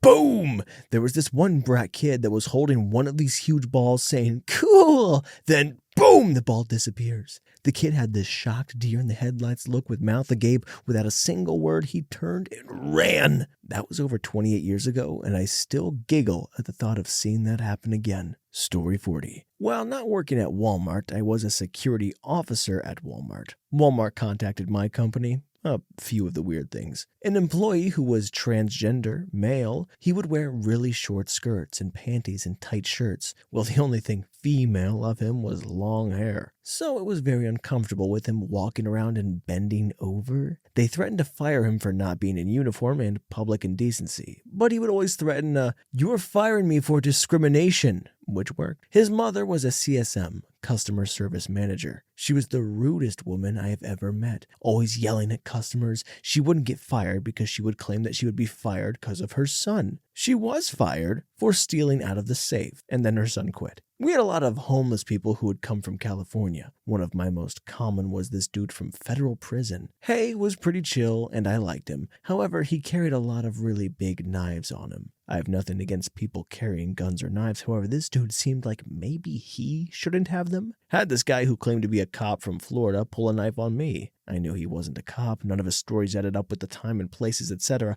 When I confronted him about it, I shouldn't have, he got very angry at me. Then I had a group of really fat people coming around 10 p.m., same time and day, taking up all of the scooters. I could go on and on and on, but it would take too long. Story 41. I've only been there for about 2 months, but I've had a woman ask me where the restroom was. When I pointed her to it, she turned around and her whole butt cheek was out. The seat of her pants was just effing gone, and she wasn't wearing underwear. We have a middle-aged guy who fills his pockets full of candy each night and walks out with it. We call him the Candy Man. I worked on Halloween, and we all celebrated with him because Halloween is totally his holiday. There are rumors that he gets around on a Razor scooter, and I honestly would not effing doubt it. Yesterday, I had a 30-minute conversation with a customer who was blackout drunk and alone. I don't know if he's going to remember he even went shopping. If you haven't been run over by a clueless old lady on a motor cart, then you're not an official associate, and the number of clueless old ladies who come in reeking of weed is absurd. Dude, I don't even know. I effing love my job, though. Story 42. Low-level supervisor here. There are a galaxy of stupid stories. Watched a sketchy scumlord huff a can of spray paint, then glance up with a golden crap-eating grin. Had a homeless rabbi, seriously, full costume, but I challenge his credentials, throw a tantrum and roll around on the ground because he felt he was overpaying for a cell phone. 2 middle-aged garden associates got into a fistfight over owing cigarettes. They were both fired. Once a guy with a cart at capacity simply stuffed with cantaloupe asked me, "What city were we in?" and "Where are those famous cocoa beaches?" Then shuffle off into the sunset. This one is probably my favorite. Yesterday, some schlubby Alabama royalty threatened to call her family the Waltons because she couldn't get deli meat sliced at 8:10 p.m. This crap is a circus, and I'm the ringleader.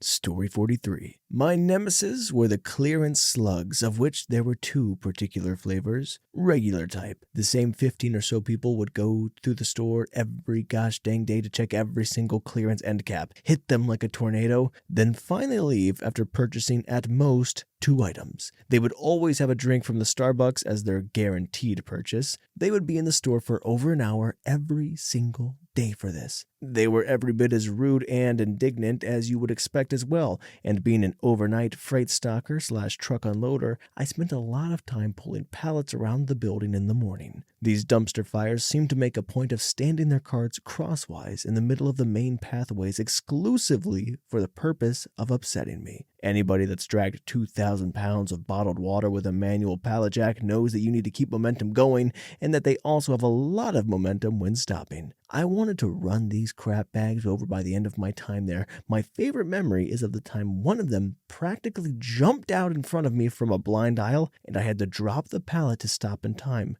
leaving a hefty scuff. I wasn't even going fast. This person must have been trying for a lawsuit or some crap. I stared this subhuman straight in the eyes for almost a minute, trying to grasp at the tiniest hint of intelligence or consideration, and I found none. For their part, they gave a suitably blank expression while focusing on their two primary tasks of continuing to breathe and also not drool over themselves. The other type is the holiday type. People think Black Friday crowds are bad. No, that's just a single 48-hour night and can provide excellent entertainment, especially if you don't give a crap about your job. The worst people are the post-holiday clearance slugs. Halloween trash is 15% off. Holy crap! Everybody get your butts down to Target and flood the aisles with carts and get into shouting matches and proxy fights using the carts over still overpriced plastic trash. I don't think the holiday variety were truly a new breed of clearance slugs, but merely invaders trying to claim territory from the local clearance slugs.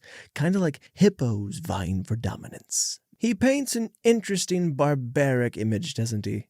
Story 44. Not an employee, but one day my wife and I went to a new supercenter in Corpus Christi, Texas. I had consumed a massive amount of tea at lunchtime and my eyeballs were about to float, if you know what I mean. I start heading for the bathrooms at the front of the store and I suddenly get slammed into from behind by a Walmart employee. No apology, no nothing. He just shoves past me and keeps walking. I was just about to yell something at him when I realized two things. He's headed for the same place I am, and he's doing quite the butt-clenched fast walk. I make a mental note to tell my wife about this while feeling a bit sorry for the guy and wondering how he didn't poop himself when he hit me. He arrived at the men's room shortly after I did. As I started unloading some of my tea in the urinal, Mr. Buttclench started unloading his issues into a pot. I've witnessed and partaken in some major toilet destruction in my time, but this was on a level I didn't realize humans could attain. Then the smell hit me. Again, I've witnessed and unleashed plenty of noxious odors in my day, but this could have been bottled and weaponized. Then again, if it was weaponized, it probably would have violated some Geneva Conventions.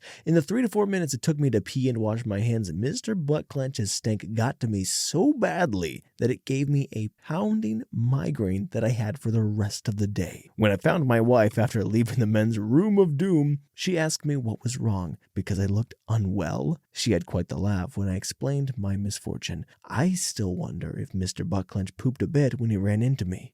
I hope he did. Story 45. So I didn't actually witness this, but I worked at Walmart for 10 years. So anyway, one day I come into work at the service desk and one of the cashiers comes and tells me something is bothering her. That some of the other customer service people asked her to return an item they got off the shelf without a receipt and get a gift card. I tell her the loss prevention folks are actually pretty cool and will listen to her, and I would go with her if she wanted to. I come in the next morning after my day off, and as my break time comes near, I notice my relief hasn't showed up yet. An hour passes, get my break from CSM, get lunch at the 6-hour mark because no one else has come in. They fired almost the entire service desk for theft. They had enough to call the police. One was taken out in handcuffs. The other guy jumped over the counter and scurried away. The one other girl that worked up there, she had had a baby with the arrested dude, swore up and down she didn't know about it and then quit. In a twist of events, the girl who originally came to me for advice was fired for underringing her family. Story 46. I worked at Walmart in college and happened to make friends with some of the night managers. Typically, I worked something like 3 p.m. to 10 or 11, but it was almost holiday season and they needed a few cashiers to stay until midnight or even 2 a.m. sometimes. Because the poor college student that I was, I volunteered and found that the night shift folks were pretty awesome. One night in particular, it was pretty slow. They'd change out the cash in the register at midnight, and this was happening when all of a sudden it smelled overwhelmingly like human crap. Then I heard a man arguing with the dude working customer service.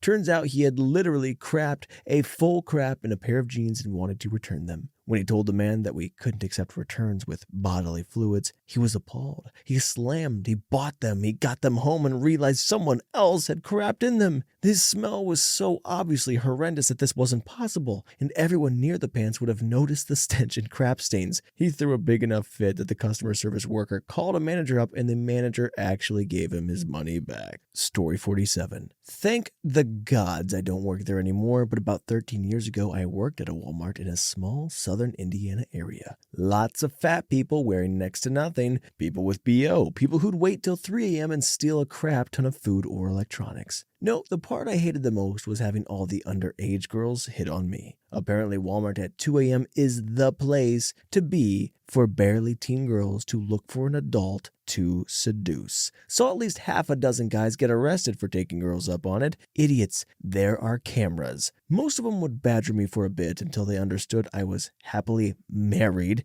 and didn't want to sleep with a child ever. But gosh dang it, they were persistent. But the absolute worst of all the times was a girl who came in at the start of my shift at 11 p.m. very proudly, a 13-year-old looking for somebody and someone from out of state. I said no as politely as I can, since saying F no, F off, heck no, be gone, female dog is not allowed. But wait, there's more. Her mother, or someone pretending to be her, very much an adult, tells me, oh, it's okay, I give her permission. It's not illegal if I say she can have a man's chicken. What in the actual F, lady? Yes, it still is. And even if it wasn't, just, no. Goodness gracious, no! Again, who wants to sleep with a child? Never mind that I said even if I did somehow want to be a disgusting pervert, I was happily married. Thankfully, it was one of the few times my manager believed me, as the kid had a record at all the local Walmarts for shoplifting and soliciting guys for cash. I quit not long after. Not worth it. Although, to be fair, the real reason I quit was the woman's bathroom. That is not worth the pay. Story 48. I used to work for Walmart in the mid-2000s. The photo lab in my store had a regular visitor that would bring in a roll of film every other week. She was a young, attractive Hispanic woman in her early 20s. Every time she came in, the male employees, including some of the stockroom guys, in the store would come by the photo lab to gawk at her. She always hung around the store while her photos were processed and left with a photo disc. One of my buddies from the furniture department often threw parties, and most of our Walmart employee friends would show up to hang out and drink the night away. Once, one of the guys that worked in the photo lab showed up with a disc and said, "Hey guys, I got another one." A few cheers went up, and some of the guys went into my friend's computer room with them. I walked in, and the Photolab guy explained to me that the young woman that came in to drop off photos every other week would bring a roll of film featuring extremely adult images of her, usually with a group of men. The Photolab took copies of the pictures and would only provide her a digital disc. They had a policy about being unable to give her prints. The Photolab guy sometimes snuck off with the copied discs and showed them off to his fellow employees. Of course, I saw some of the pictures, and sure enough, it was her. I wasn't sure if it was something she was doing for profit or just documenting her exploits. Most of the pictures featured her getting it on with a group of guys. I swear it looked like an initiation. From that day on, each time I saw her come into the store, I would snicker. I had seen her in the most disgusting situations possible. Each time she walked in the store, smiling and chatting with the employees, little did she know her exploits were very party entertainment for nearly all of the young people working at the store. Story 49. Never worked at Walmart, but I was outside of one with a radio station doing a remote live broadcast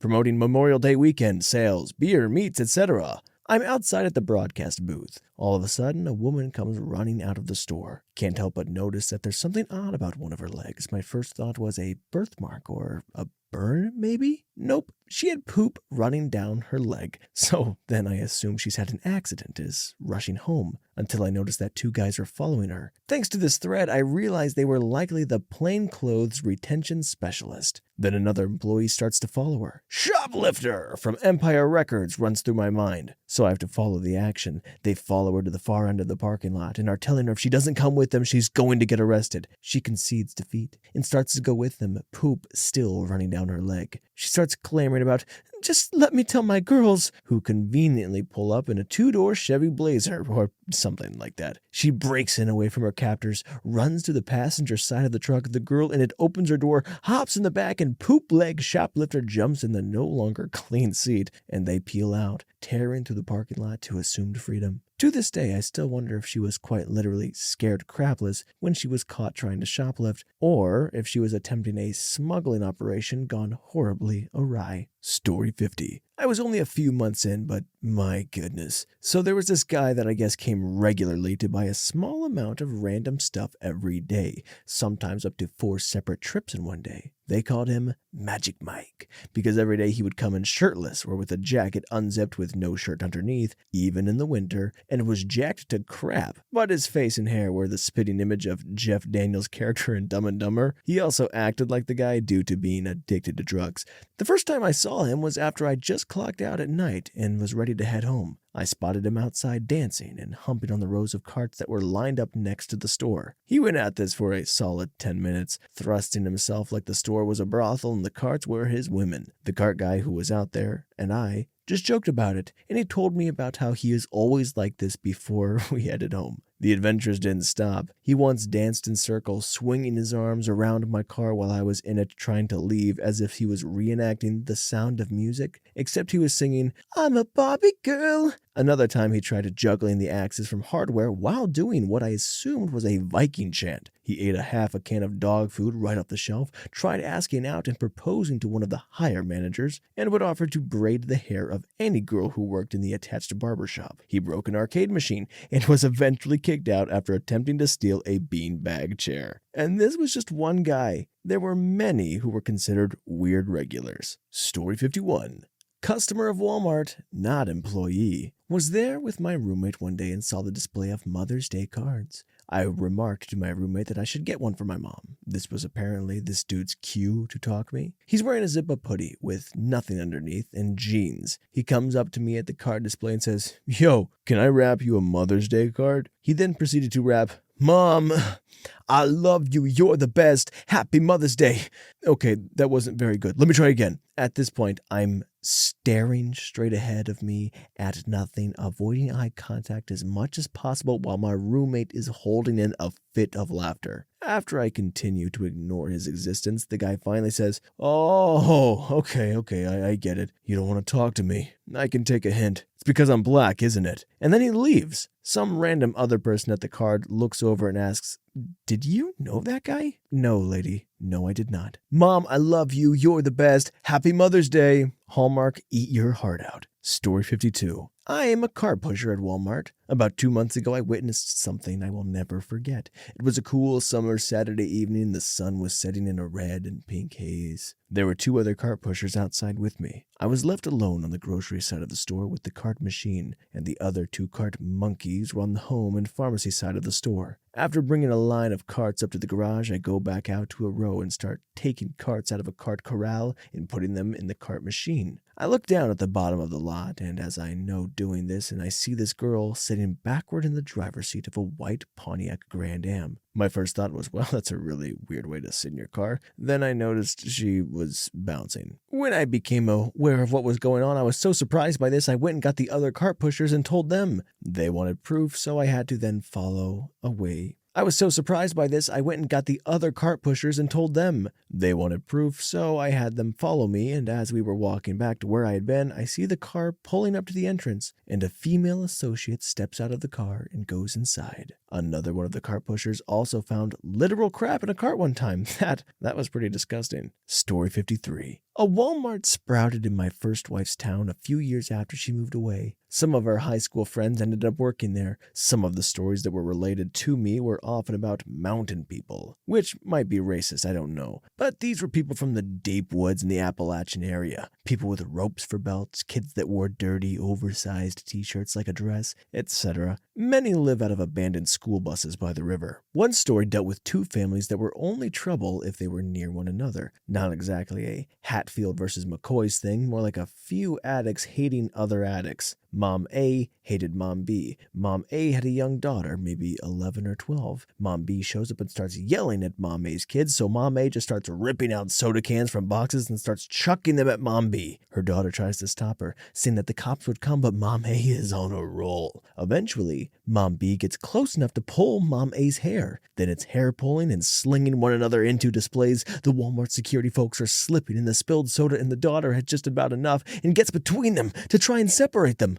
Mom B grabs at the youth, tearing off her sundress in one go. So now there was a naked person in flip-flops, 2 moms pulling each other's hair, and security guards trying to get close enough to restrain them in a growing pool of soda and broken items near the front door. Eventually, one police officer arrives, assesses the situation, and decides the best thing to do is fire his gun in the air. In side. He fires a few shots, which causes almost everyone in the store to panic and get down on the ground, except the moms and the daughter. So all he can do is yell at them and point his gun at them. This caused a weird standoff for 5 minutes until more officers arrive and contain the situation. Another time, some kids, late teens, decide to flash mob the Walmart to steal clothing. A bunch of them coordinate via mobile phone, enter the store, put themselves in a kind of strategic position, and when the signal is made, they grab a bunch of stuff and run out of the store as a mass that security can't grab. Well, they got away with it initially. They were so stupid they bragged about it in school, and all of them were eventually caught and arrested. They had a problem where black bears and the occasional deer would wander in the automatic doors. The bears were attracted to the sodas they had out front, and the deer were just stupid,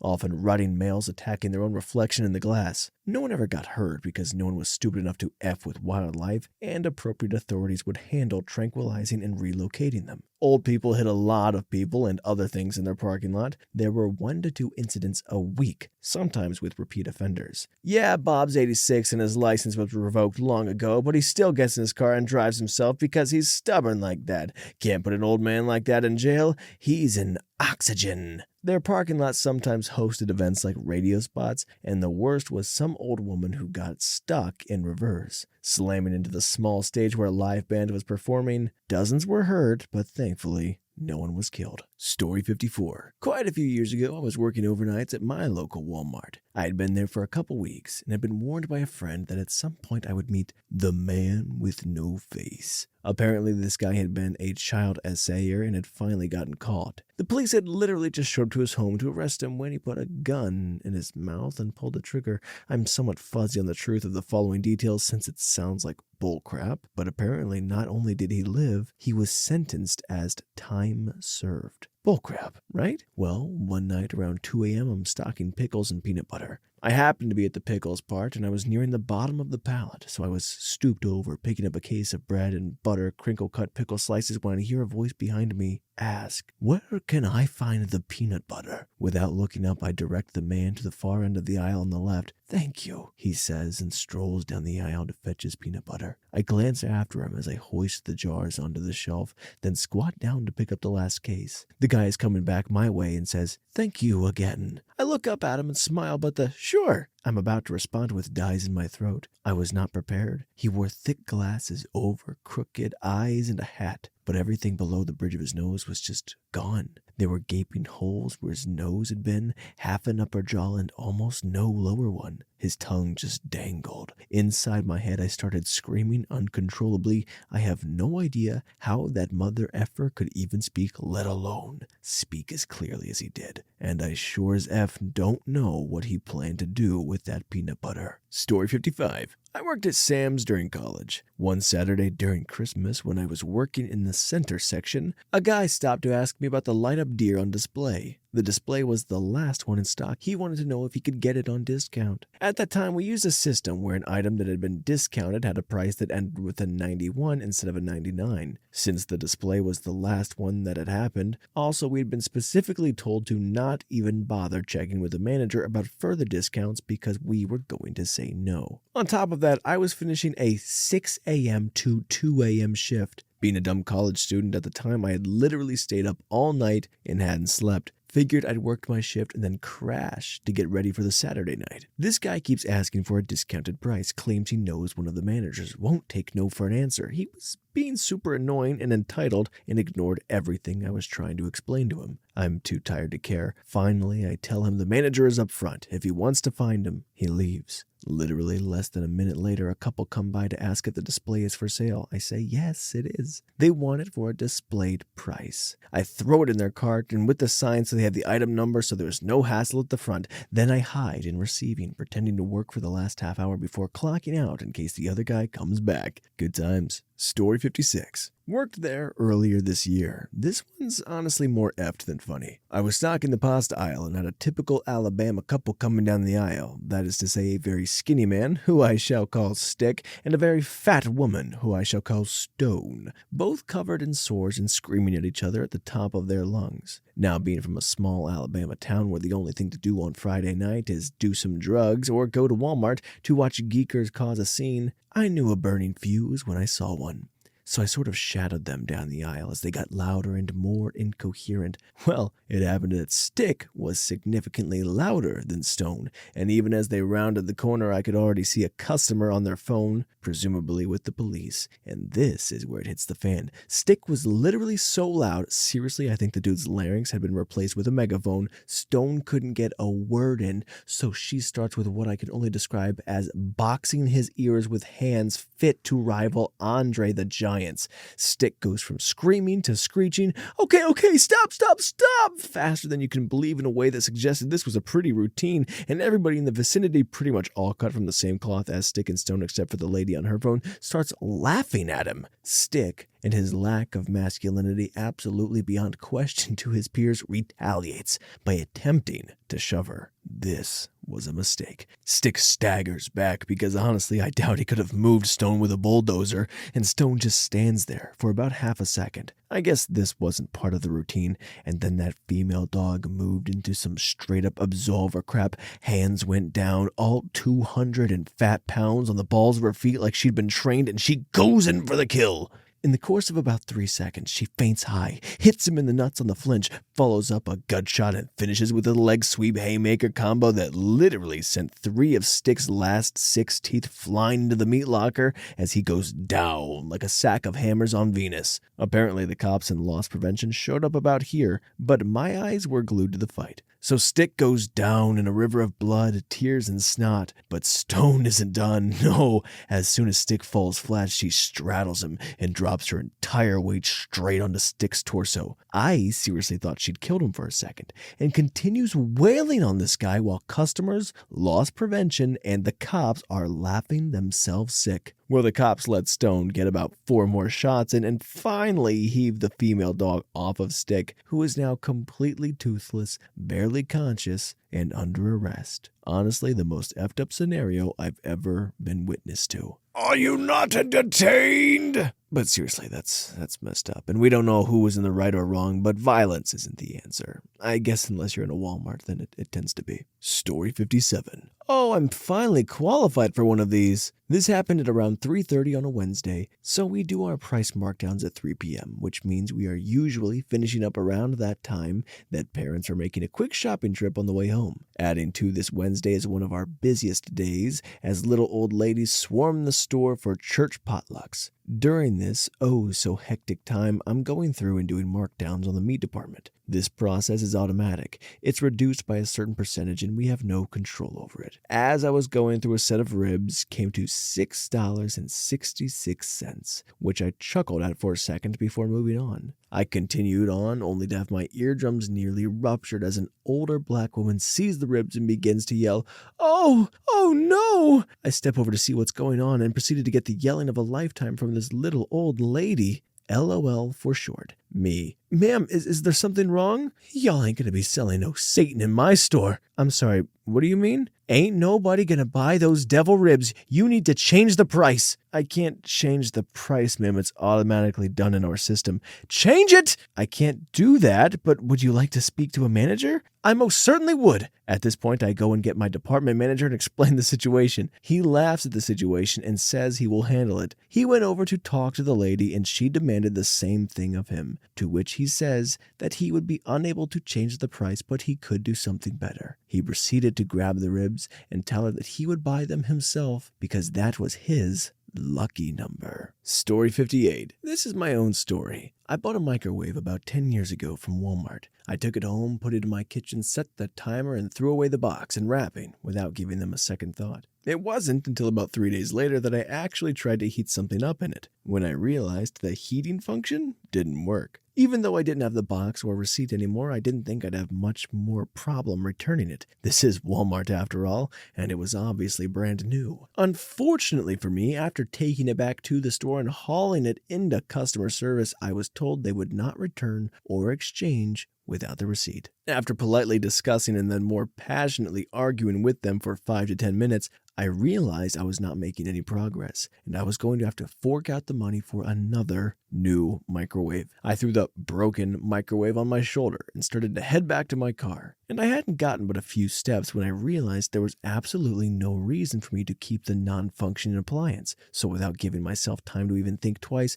I quickly lifted it above my head and threw it straight down into the ground, smashing it into hundreds of pieces right there in the customer service lobby. I then quickly made my way back to my car as a shocked Walmart associate followed me and told me I had to come back in. I got in the car and drove off with this associate standing right there next to me, telling me that I can't leave, but still looking not very sure what to do. I drove the whole way home, looking in the rear view, thinking that the cops had been called and the associate must have written my license number down. I was then sure they'd be showing up at my house later that day, but fortunately for me, the cops never showed. I'm not even sure what law I broke, as it was my property, but I sure felt like I broke one. I did feel bad for the innocent employees who had to clean up that mess I created, but gosh dang it felt good at the time. My only hope is that maybe I gave them a story that they're telling about a crazy person of Walmart who smashed their own microwave in a fit of rage some 10 years ago. I mean, is there any chance he set it up wrong? Story 59. There's a woman in our area who is notorious for her constant and unrelenting extreme couponing. Keep in mind, my store has no problem with couponing, but this lady?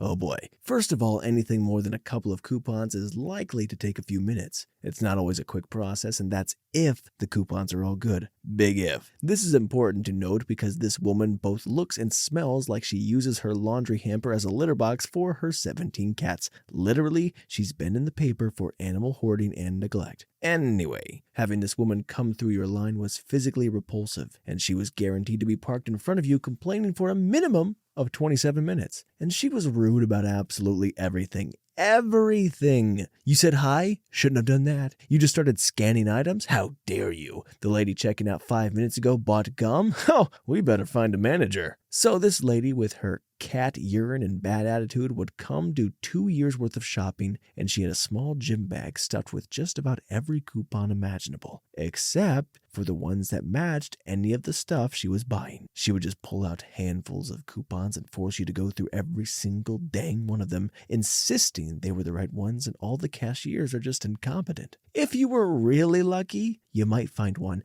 just one, that expired in the current year. The vast majority were 5 to 10 years expired, and she'd throw a effing fit every single time we wouldn't take them. So every time. Once in 2007, she came in and, miracle of miracles, was only buying one bag of cat food. She said, "Hang on, I've got a coupon." And I crap you not, she handed me a coupon for 25 cents off a pack of Pall Malls that expired in 1989. And then she filed a formal complaint with Walmart about me when I refused to accept it. That was also the day I flat out refused to ever deal with her again. Anytime she came in, I'd call a manager to deal with her or send her to a different lane. Story 60. 1. We had some sketchy guy that took a full cart into the bathroom and decided to fill his backpack up. Security was watching him, and he somehow locked himself in there and wouldn't come out. He then said he had a gun and was going to shoot up the store, and he's yelling and being crazy, and there's a bunch of security. So the crazy part is that they didn't evacuate the store or really tell anyone. It was the bathroom near the back of the store, so there weren't really any customers around. Anyways, the police came and carried the guy out. Turns out he actually did have a gun and a bunch of drugs on him. 2. I'm a cashier and had a lady that was extremely cracked out trying to buy some lube that helped you have a baby. It was like $20, and she had taken a $6 coupon off of some dog food and told me she found the giant coupon on this tiny bottle of pills. Anyway, I obviously couldn't use the coupon, and she started crying and yelling, and so I called a manager over, and she still wouldn't accept that we couldn't use the coupon.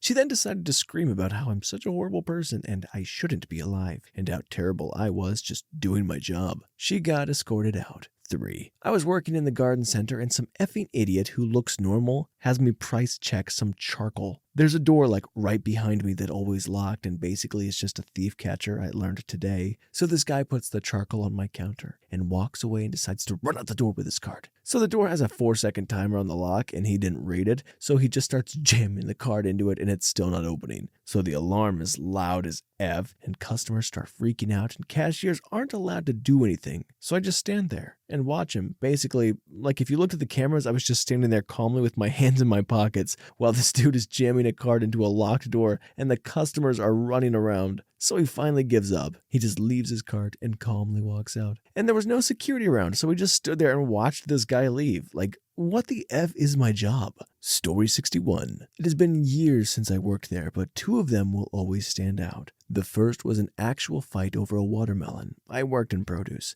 Before you become overly concerned that there was only one, there were plenty. Whatever convinced two grown men to get into a fistfight over a random watermelon is beyond me. I literally found out about it mid-fight when some old lady told me I should probably call security to break up a fight, and like a mature 19-year-old, I went out to make sure that she wasn't just being senile. The second, and I am not embellishing this or making it seem more offensive than it was, I overheard two men's voices and a woman's voice screaming. It was about 9 at night, so just about the time the crazies start coming out and everyone else is home. To the best of my knowledge, the two men were arguing because the woman was cheating on one of them with the other. They were about 20 feet away, and I swear one of them had to be the voice actor from Stink Miner from Boondocks. By the time I get there, a small group is standing around watching this moment unfold, most trying not to laugh. I'll explain why in a second. As one man shouted racist comments at the other, and the latter continuously said how hot his girlfriend is, I don't know the slang,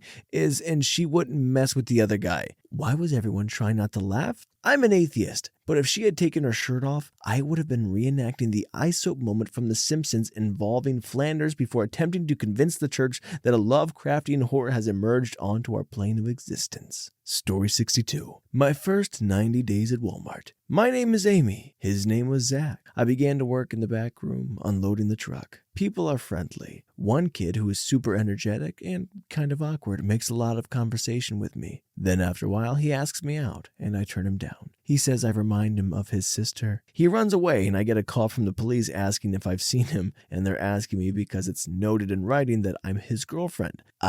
No. They find him in the next county over 3 days later on a stolen bike. 2 weeks later, after he's been fired, he comes back in drag and introduces himself as Amy's Shadow Queen. Okay. Eventually, he gets kicked out for loitering and following me around. Then he comes back into the store another 2 weeks later with a sword and a mask. He was swiftly banned from the store. I no longer work in the back room. I was promoted to the sporting goods department to sell firearms and hunting licenses. I can't count how many times old men would cover up their license from the cameras when I needed proof of identity because they thought the government was watching them and Walmart would track them down. Another time I was walking down an aisle and a man in a fedora with sunglasses loudly whispers at me, "Run," and smiles. I just pretended like I didn't hear anything. And then there was the clown. Not a party clown, not a Halloween clown, just a guy dressed in brown with a creepy clown face circling the store with a briefcase. Every week there is an oddity, but these are the ones that stick out. Story 63. I was a self-checkout host. Young, kinda janky couple walk in. Like 2 hours later, after wandering around, they get into the empty self-checkout corral with a can of Mountain Dew. Last I checked, we didn't sell individual cans, but whatever, I guess. I look over more because it's suspect as F. The guy's jeans are filled with stuff. Box shapes up the pant leg from bottom to crotch, all protruding with several boxes. I call over the greeter to stall them while I call management, and the greeter just shrugged, and she said I can't do anything about it. I just watched this couple walk out. A CSM finally gets there a couple minutes later after I called for her, when the first saw the guy's pants. She also just told me I can't do anything.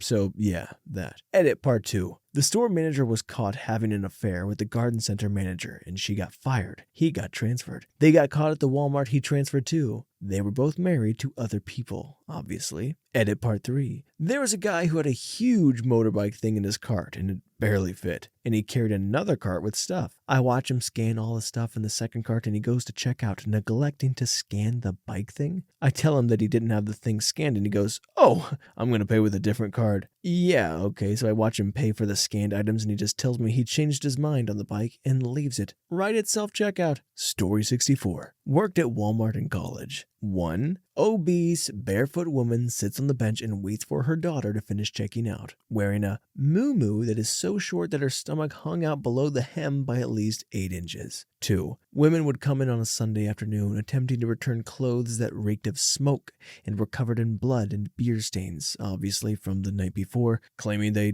didn't fit. Sadly, they kept the tag on them and had the receipts, so per store policy, we had to give them their money back. 3. One dude would continuously come up to the service desk and ask for various types of change. He'd give them $5 and ask for change in quarters, then come back a few minutes later with the quarters and ask for it to be changed to dimes. etc. He would do this over and over, attempting to scam us. However, he was really bad at it. He would try to get us to give him more change back than what we should, but he would try to do this scam math in his head and end up asking us to give him correct change. You could almost hear Homer Simpson screaming, "Don't!" in his head every time we'd give him correct change back. 4. So many gold paint huffers coming in during the early morning hours. They were super open about it too. We actually had a few ask which one's given them the biggest high and then stock up. Story 65. I once worked closing shift in a Walmart deli a couple of years ago, and at the time we had this elderly couple that would always come in and order a corn dog. Well, one day we had ran out of corn dogs, and so I politely informed them that I would gladly cook more for them if they were willing to wait. The elderly lady gave me the most disapproving look, while the elderly man looked me dead in the eye and told me he should shoot me for not having any corn dogs ready at this time. 6 p.m. on a Friday. Thankfully, they left in a huff right after because the guy was carrying a gun on him. I called my manager and security walked the couple out of the store. Haven't seen them since. Then I worked housewares, also closing shift, and had the pleasure of finding used condoms randomly placed all over the place. Of course, there was no one else to clean it, so I got stuck with that fun job. I've argued with a customer about turkey being next to chicken on the meat wall because according to him, turkey is not poultry and so should not be placed next to chicken. Then later had to explain why I was so rude to the guy. Story 67. One of my old coworkers came out of the men's bathroom and went and found a manager. He told them that there was something disgusting in the last stall and that he couldn't go back in there and maintenance needed to go in. I asked him what it was, and he eventually told me that it was one of those quarter-zipped sized Ziploc bags filled to the brim with crap. It was just sitting on top of the toilet paper dispenser. I feel really bad for the maintenance guy. Second story that happened to my boyfriend. This was about 4 months into his job as loss prevention. He was standing at the door, checking a customer's receipt when an elderly woman came up to him and asked to speak with him. He finished checking the customer's receipt, and she sort of pulled him into the middle of the doorway. She told him that she didn't think he was doing his job correctly, and he asked her what she meant and how he could improve. She then proceeded to slap him across the face and walk out. Third story, also witnessed by my boyfriend as loss prevention. A mother and her about 5-year-old son were walking to their car in the parking lot, and I guess the kid was doing that thing that kids do where they don't follow their parents and the parents pretty much have to demand that the kid follow them or they're leaving them behind. Well, any decent person knows that the "come with me or I'm leaving you here" comment is not actually meant to be followed through with, but I guess this woman meant it. She left her child standing there, went to her car, and drove off. The kid started chasing her through the parking lot. She slammed on her brakes, almost running him over, got out of the car, grabbed him by his neck with the crook of her arm, and threw him in the car. And yes, my boyfriend took down the license plate number and asked his supervisor if he could call the authorities about it. His supervisor said yes, and my boyfriend did. I'm not sure what happened after that. We never heard anything about it. Story 68. I work in a small store with only one restroom. Apparently some of the larger stores have a separate employee restroom, but I wouldn't know. Our meat cooler is in the back, quite a few ways from the sales door. There's a meat cooler, the produce cooler, a mop station, and an emergency exit. One day shortly after I started working there, I come out of the meat cooler to see a lady in pink pajama pants and pink rhinestone crap looking around frantically. It was weird, but I had our policy of clean, fast, and friendly drilled into my head, and so I asked her if there was anything I could help her with. "Bathroom!" she blurts out, and I swear I saw her eye twitch, and when she did so, "I know you got a bathroom back there.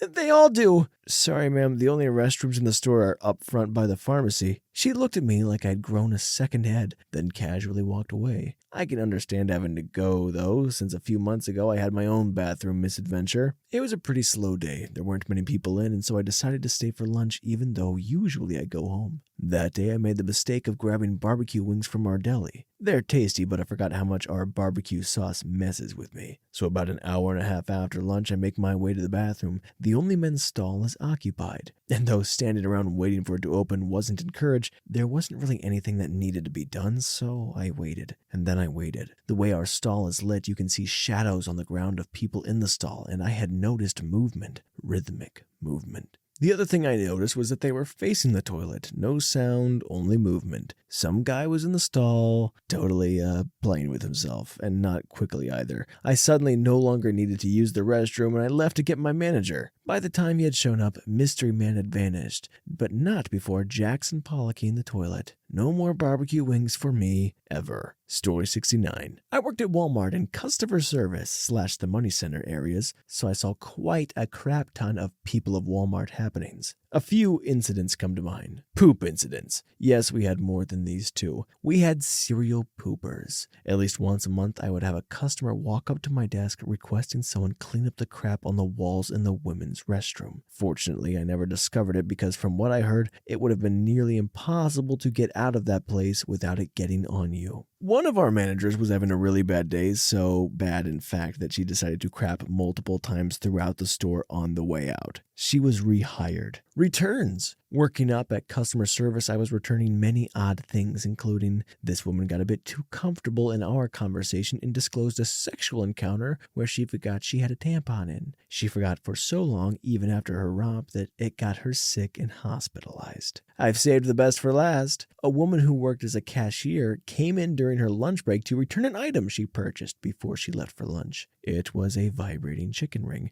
Apparently the vibration didn't work during her lunch break, so she wanted to return it. I refused, didn't even want to touch it because of the liquids. They don't even allow people to return needles for diabetes, so this shouldn't be able to. The guy working with me returned it. And that's why people are right when they assume Walmart will return everything. Story 70. I get a call from an associate telling me someone is self-pleasing themselves in the bathroom. I get there and no one's there. I find the associate that called me and he proceeds to show me the video he took. The person is stripped naked, laying flat on the floor in the handicap stall, going downtown on himself while covered in ladies' bras. Kid notices person video at one point and keeps going. Step 1 is to tell the associate to delete the video and have him do it in front of me, because no way this kid is of age, so what he has on his phone is not illegal. Step 2 is to go get the LP to find the kid on the cameras. Watching the footage of him in the store is as follows. Comes in with family, parents and a brother. He breaks off and goes in direction of the toy department. Once out of sight, he turns and goes right into the bra area, grabs a bunch and heads back to the bathroom. Does his deed, leaves the bras in the bathroom and goes back to the toys and grabs a couple Hot Wheels and meets his family near the front. They then cash out and leave. Story 71. My husband and his friend had to have a management confront an older gentleman in a motorized cart who had his chicken hanging out of a hole in his sweatpants. He bought a new pair, changed, and then returned the holy pair. Clearly, he wasn't all there. Had 2 girls walking around the store in what I would call racy club attire. One had on a mesh top with nothing underneath and thong or boy shorts over fishnets. The other had on a crop corset that was see-through and a very short skirt that covered nothing with a thong underneath. As they were being escorted out of the store, they asked if they could pay for the stuff. Had a man come in wearing a bathrobe and slippers and headphones wrapped in tinfoil who would wander around all night and talk to himself. He didn't really bother anyone except over the course of a week he came in wearing a little, but less and less and less until he was only wearing the bathrobe with nothing underneath. And he didn't really tie it closed. We found out he was living in his car in the parking lot. Story 72. I was in a Walmart with my girlfriend at the time. We split up and 10 minutes later she comes running up to me saying this guy was casually self-pleasing himself next to her. She went to the boys section to look at shirts for my nephew. As she moved down the row, she said excuse me to a mid-20s guy who had his back to her for the last few minutes in order to slide past him in the narrow aisle. He turned around, chicken in hand, and said, "Oh, sorry," continuously, and then stepped out of the way. This was the ex's cue to get the heck out. She ran, found me, and immediately grabbed the first employee I saw, let him know they had a jerker in the boys section. We point him out a few minutes later, a cop comes up to him. Next thing we know, he's walking past the cop. Imagine the conversation went like this. "Sir, were you self-pleasing in the boys department?" Nope, not me. Must have been some other guy." "Okay, have a good day." And the jerker walks off. We go over to tell the cop that was the guy. He then hightails it and eventually they run him down halfway across the parking lot. Definitely a more interesting trip to Walmart. Story 73. I used to work at a Target in a semi-urban area. Back when Sudafed was a hot item for drugs, we kept it locked in a case. There were also laws stating that only 2 boxes could be purchased by any one person, and they had to be walked from the case to the registers. Anyway, one day a shifty-looking guy comes in and asks for help with Sudafed. He looked like you just expect a druggie to look: stained and torn shirt, disheveled hair, crusty mouth, and horrible mouth teeth. So our employee Matt walks him to the case, kneels down to open it, and asks him what he needed. The guy's head shoves Matt down, grabs an armful of Sudafed, and bolts for the door. Matt radioed for security on the main radio channel, shouting that a Sudafed thief was on his way to the door. Security blocks the door, and almost every employee in the store, including myself, came up to watch what was about to go down.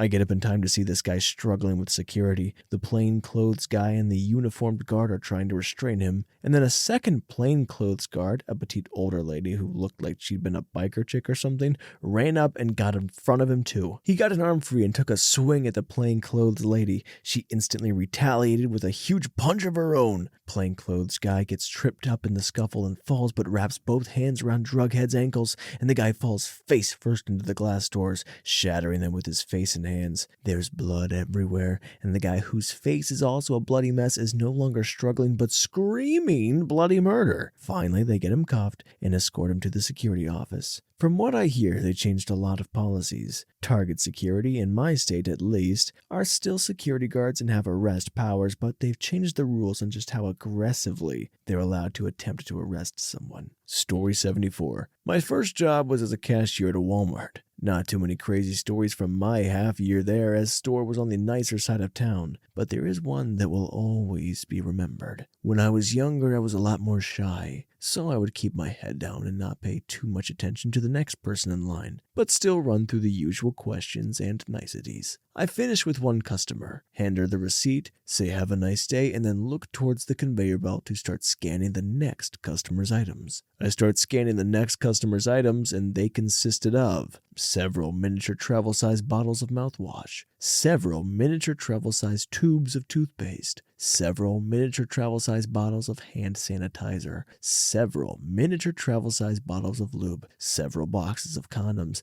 something completely innocent and random that I cannot remember exactly what it was. While scanning, I did look up, and as I do, I see a woman in fishnet stockings, a short, bright pink skirt, a very loose-fitting tank top, a ton of makeup and lipstick on, and what appeared to be a group of sores around her mouth. Story 75. My mom used to work in the apparel section of a Walmart, close to the fitting rooms. One of her responsibilities would be to unlock the rooms for people to try things on. Let's just say people do a lot of nasty things in those fitting rooms, whether it be using them as bathrooms or using that to touch themselves. In one guy's case, the employee thought that the guy would get off by being caught in the act, because after being in the fitting room so long, eventually security would be called to remove him. A lot of theft also goes on. The more memorable stories seem to be from employee theft. One manager was caught double printing a copy of customer receipts so she could save one and do the surveys. The good reviews made her look good, and she was hoping to win whatever the sweepstakes were for doing the reviews. She knew the jig was up when people from corporate came and started interviewing her cashiers in the back and tried to run off. Another assistant store manager was under investigation for theft, and the police were called. Someone must have tipped him off when the police came through the front. He threw off his badge and ran out the back. Supposedly, he left the country and went to Jamaica.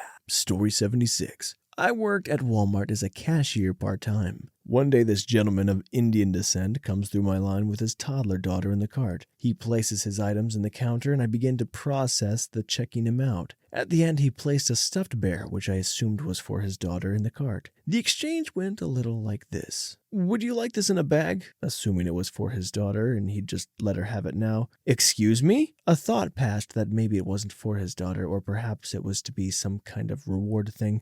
I thought I'd better just put it in the bag. "Nothing, never mind." "No, No, what the F did you just say? I asked if he wanted the stuffed bear in the bag, then decided to bag it anyway. That's not at all what you said. You asked if I wanted change, like because I'm Indian and you think I'm poor, you effing racist? You're a disgusting human. No, I asked if you wanted this, points to bear, in a bag. It was nothing at all about your nationality. No, F you, you racist. I'm never shopping at your store again. This is bullcrap! I'll have your job, you racist, mother effing racist! And then he left. The cashier next to me just kind of laughed as she listened to the entire thing. Truth be told, I was working a full-time job in a factory down the street. I was just trying to make both jobs work as they were offered to me at the same time. I didn't really care if I got fired. I was just so tired I wanted to go home. Sadly, it didn't happen, and I worked both jobs for another 4 months before quitting. Story 77. I didn't actually see this, but I was working when this happened and was informed later about it. According to managers and coworkers, an older guy came in with what I think his wife and granddaughter. I think it's been 4 years. He needed a bike for his granddaughter. Again, don't remember if it was for him or her or who, but he needed a bike. From what I was told, he never asked for help in getting the bike down. He figured he could do it himself without an associate to help him. There are buttons for help in aisles like this, so he tried pulling it down himself. Obviously, someone that does not work at Walmart would not know how to pull it down.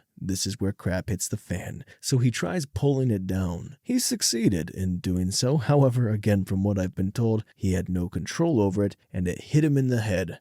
Sounds fine, right? Wrong. Very, very wrong. This hit him so hard it actually caused a huge gash in his head. I'm assuming this knocked him out. Why do I say this? He was found like 10 minutes, yeah, something like that, later, in a pool of blood. I don't know who found him, but he didn't make it. I wasn't told this till probably 20 minutes after they found him, so yeah, there's my effed up people of Walmart story. That's not even like a stereotypical Walmart. That guy was just trying to get a freaking bike. Oh, that one was sad. Story 78. Probably too late on this, but I have stories. I worked service desk, and I swear that's the craziest favorite spot. I had a lady who wanted us to use our children's clothes policy. You can exchange your kids' clothes if they wear out before your kid outgrows them. She had a jacket and ski pants set, but only wanted the jacket exchanged. I told her it wasn't possible to do that. Apparently she was from out of town and didn't have the ski pants. She wanted me to call a location closer and to see if they had these sets in stock. So I start to call and go through the answering machine options. Suddenly she says, "Never mind," and leaves. I thought that was the end. Later my boss comes up to me and tells me this lady complained about me. I'm confused as to what I did, but my manager says she'll handle it. They make an exception and give the lady the jacket. This is where it all breaks loose. So this kid is extremely attached to this jacket. She does not want to take it off, and the mother refuses to take it off her own kid. I swear she was terrified of her, so she goes down to the fashion. I go on break and follow her, and these two fashion associates are peeling the jacket off this screaming child. This kid is actually being held awkwardly by two teenagers trying to yank this jacket off her and fighting for all she's worth. I think the whole store heard it. I could definitely hear it all the way to the break room. Bonus story, one time a lady came in to return an empty bottle of milk that had gone bad. I asked why she drank it then, and she said she left it out to return and her husband drank the rest. She still wanted a refund. Story 79. Oh boy. Within a year of my store opening its doors, fight over a parking spot. Started outside, they ran into each other again inside, had it out by the jewelry counter. Guy tried to lunge at the girl he was fighting with, and his girlfriend had to hold him back. One of the AMs almost fainted from high blood pressure after dealing with that, and then having more customers yell at her about how shameful it was that they had to call the police themselves before the managers got there, because clearly our job is not to run the store, it's to risk our physical safety by jumping in between physically violent patrons with no self-control. Someone took a crap on a display rug. Actual human feces, just in the middle of the sales floor. We had to throw the whole rug away. We have a regular at my store who may or may not be homeless. He comes in, grabs a motor scooter, and rides around to the store rapping to himself. He's always barefoot, and he never buys anything. There's a guy that always comes in with a black trench coat, even during summer, who has a huge afro with a gray streak. He buys milk, 4 gallons at a time, and sometimes a small box of cereal. He always seems to come through my line. I kind of want to ask, but I'm also a little afraid of the answer. When we put out our fall stuff, a woman took every single scarecrow off the end cap and laid them out all over the floor in the middle of a high traffic area, so she could send a picture to a husband and see which one he likes the most. She refused to pick any of them up. Story 80. So many things, there's just so many. We had a guy come out through our garden center with a GoPro and a bunch of iPhone cases stuffed in his pants. When AP, Asset Protection, caught him, he immediately peed his pants, then ran through the store stripping his clothes off. I, unfortunately, found most of them mixed in with our towels that we sent to claims because of the urine. We had a regular customer we nicknamed Freckles, who would come through Garden Center almost every day. She pretended to be dead so she could yell at you, then try to trick you into giving her items for cheaper or taking items off but not letting go of them, things like that. My last encounter with Freckles, she came up, hugged me, and kissed me on the neck. My manager told her to leave and not come back. She was easily 60 plus years old, and I'm a 22-year-old female. Then we had a customer leave a dip can he reused to spit into the counter. I found a used diaper in a crib display, had a white-haired 70-plus lady come into the store in full schoolgirl outfit, then come back the next night in shorts that showed half her butt cheeks and about 6-inch heels. Seen a furry or two, with tails, had a guy jacket in the flowers. I missed that one, but heard about it from my coworkers. Had a guy call me sexist for helping him load a grill that was about 200 pounds. Had a lady come shopping in a string bikini with no cover on it. Found a used pregnancy test in our pet department. Found a used condom in the parking lot. I could go on and on, honestly. Story 81. An old woman lost bowel control at a register and left a poop trail from there to the washroom. End of the trail was a Walmart bag of poop in the sink. An old man with his ancient mother hung around, and the maid would constantly make a joke that all ended in the punchline, "Like a mouser." Very specific way of saying it. A woman did not like the associates pointing. Whenever anyone did, she would call the person helping her an effing Muslim. She did that to me once too. An overweight guy would come around and yell at associates for not knowing where things are. A brown guy stole a bunch of TVs from the store and tried to sell them at the front of the same store. They caught him. A guy picked a fight with a tow truck driver when the truck was blocking his car while he was towing another vehicle. Old guy brought 100 bags of dirt and I helped him stuff his car. He came back again with the same receipt and asked me for 100 more bags. I told him no. He then asked me when I was done with my shift. His granddaughter was with him both times. Lastly, another old guy would come around and yell racist and profane statements while anyone helps him. Every time he did that, I just left him to handle it himself. All of this in the lovely Thornhill, Vaughan area in the southern Ontario, Canada. Story 82. I feel like I've seen some variation of all these things from working in a neighborhood market in the very low income area. I've seen the homeless OD outside, get the ambulances called for said ODs and dehydration, seen them crapping and peeing on brakes, even had to tell one that was going to beat the crap out of his wife to get the effing step in. The store's been robbed multiple times, at knife point and at gunpoint, and I've seen my fair share of loss prevention tussles. But my favorite customer is a new one. I like to refer to this man as Jesus him effing self, but we'll just call him JH. JH just started coming to my store maybe a month ago, so I see him roaming the store and stopping with pretty much everyone he crosses paths with to talk about the glory of God. He even says a prayer for the lucky few. He's saying a prayer for one customer as another customer goes walking by, and JH's arm shoots out and grabs this man by the arm and proclaims, "You're in on this too, brother. God's telling me you need this too." So I head to the back and miss out on the rest of the prayer circle to bin my cart. After about 45 minutes of some meaningless process I can't remember at this time, I decide it's time for the first smoke break of the day and decided I wanted a treat. So I grab my glazed cherry pie and hop in the self-checkout lane with only one person in front of me. Without noticing who it was, I'm just minding my own business when I hear the person buying their groceries say to me, "Let me buy that for you." I look into the eyes of Jesus him effing self, and it's over. I'm effed. Eye contact was made. let me buy that for you, he says again. Oh, no, thanks, I got it, but thank you, I say back. So now he starts pestering me to buy me my effing breakfast. Come on, brother, just give in, JH says to me with maybe the most brainwashed smile I've ever seen. No, really, it's fine, I've got it. Oh, well, can I say a prayer for you at least? This feels like the time I mentioned I consider myself agnostic, and I'm a big fan of satanic imagery on clothing and tattoos. I'm also unfortunately too nice of a human being. Sure, I say, back uneasily.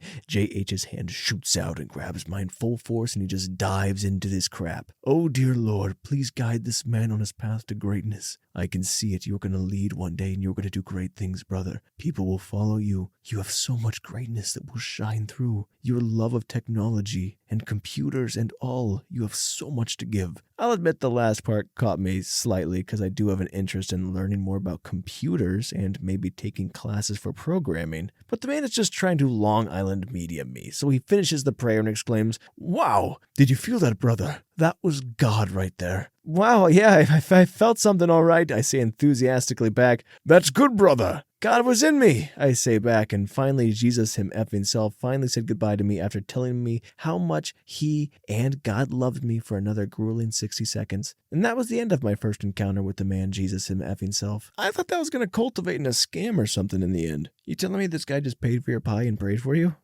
Somebody point me to this Walmart. Story 83. Spent over 6 years at Walmart, worked at 2 different stores, and was a department manager at one point. Reload both stores from a Division 1 to a supercenter. There's always the, I can't believe they're wearing that. Stories like the woman in full PJs, including the house coat and slippers, the women in the string bikini top that should have been white and should have had a shirt over it, etc. The one where it didn't work. A man brought in a crusty, half-used tube of Vagisil cream from his mom's bathroom. He said he wanted a refund because she said it didn't work. The one where he has a nice night. There was a man who came through the checkout with condoms and chocolate. The cashier told him to have a nice night, to which he responded, "Oh, trust me, I will." The one with the happy ending. A man got busted by a customer service manager for giving himself a massage while staring at a cashier from behind a shirt table. The one where she tasted the white powder. So this was back during all the anthrax scares a little after 9/11. Someone had bought a weight bar from Sporting Goods. They brought it back because they said when they got home the bar wasn't in there, but there was a bag full of white powder. The idea was that someone bought the bar and returned the box with the powder-filled bag to make up the weight difference. No clue if the people bought it that way or if they were the ones doing the scamming.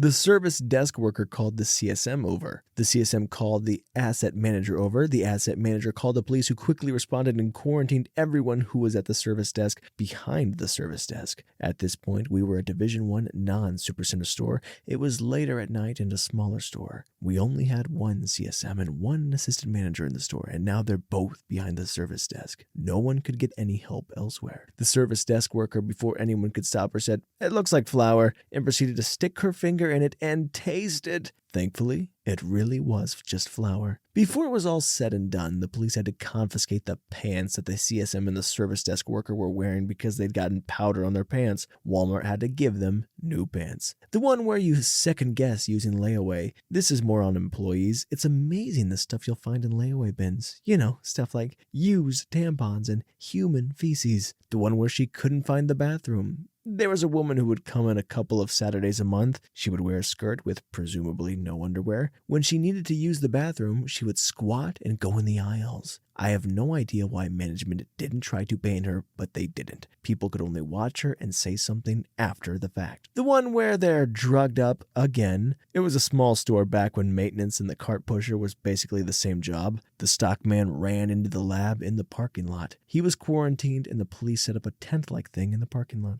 The one with the flying popcorn. Back in the days of the Radio Grill, you could buy popcorn. Sometimes people would buy it to eat while shopping. No big deal. I was waiting on a customer A, at the jewelry counter who had popcorn in her shopping cart. It was a Division 1 store, so the aisles were a bit narrower. There was a stack base of merchandise on her other side. A customer B, behind her was attempting to get past her. A moved her cart, but apparently not enough, so B reached over and shoved the cart out of the way. A threw the opened bag of popcorn on B, who proceeded to slap A, who grabbed B's hair. It turned into an all-out brawl. I paged management, but the fight was so loud they had already heard it in the back. I don't remember if the police were called, but they were escorted out of the store. The one thing I learned from Walmart is that anything and everything is possible. Nothing surprises me anymore. Alright guys, that concludes our wickedly wacky stories of Walmart. If you have any interesting or bizarre stories that you want to share, feel free to drop them down below in the comments, and thanks for hanging out.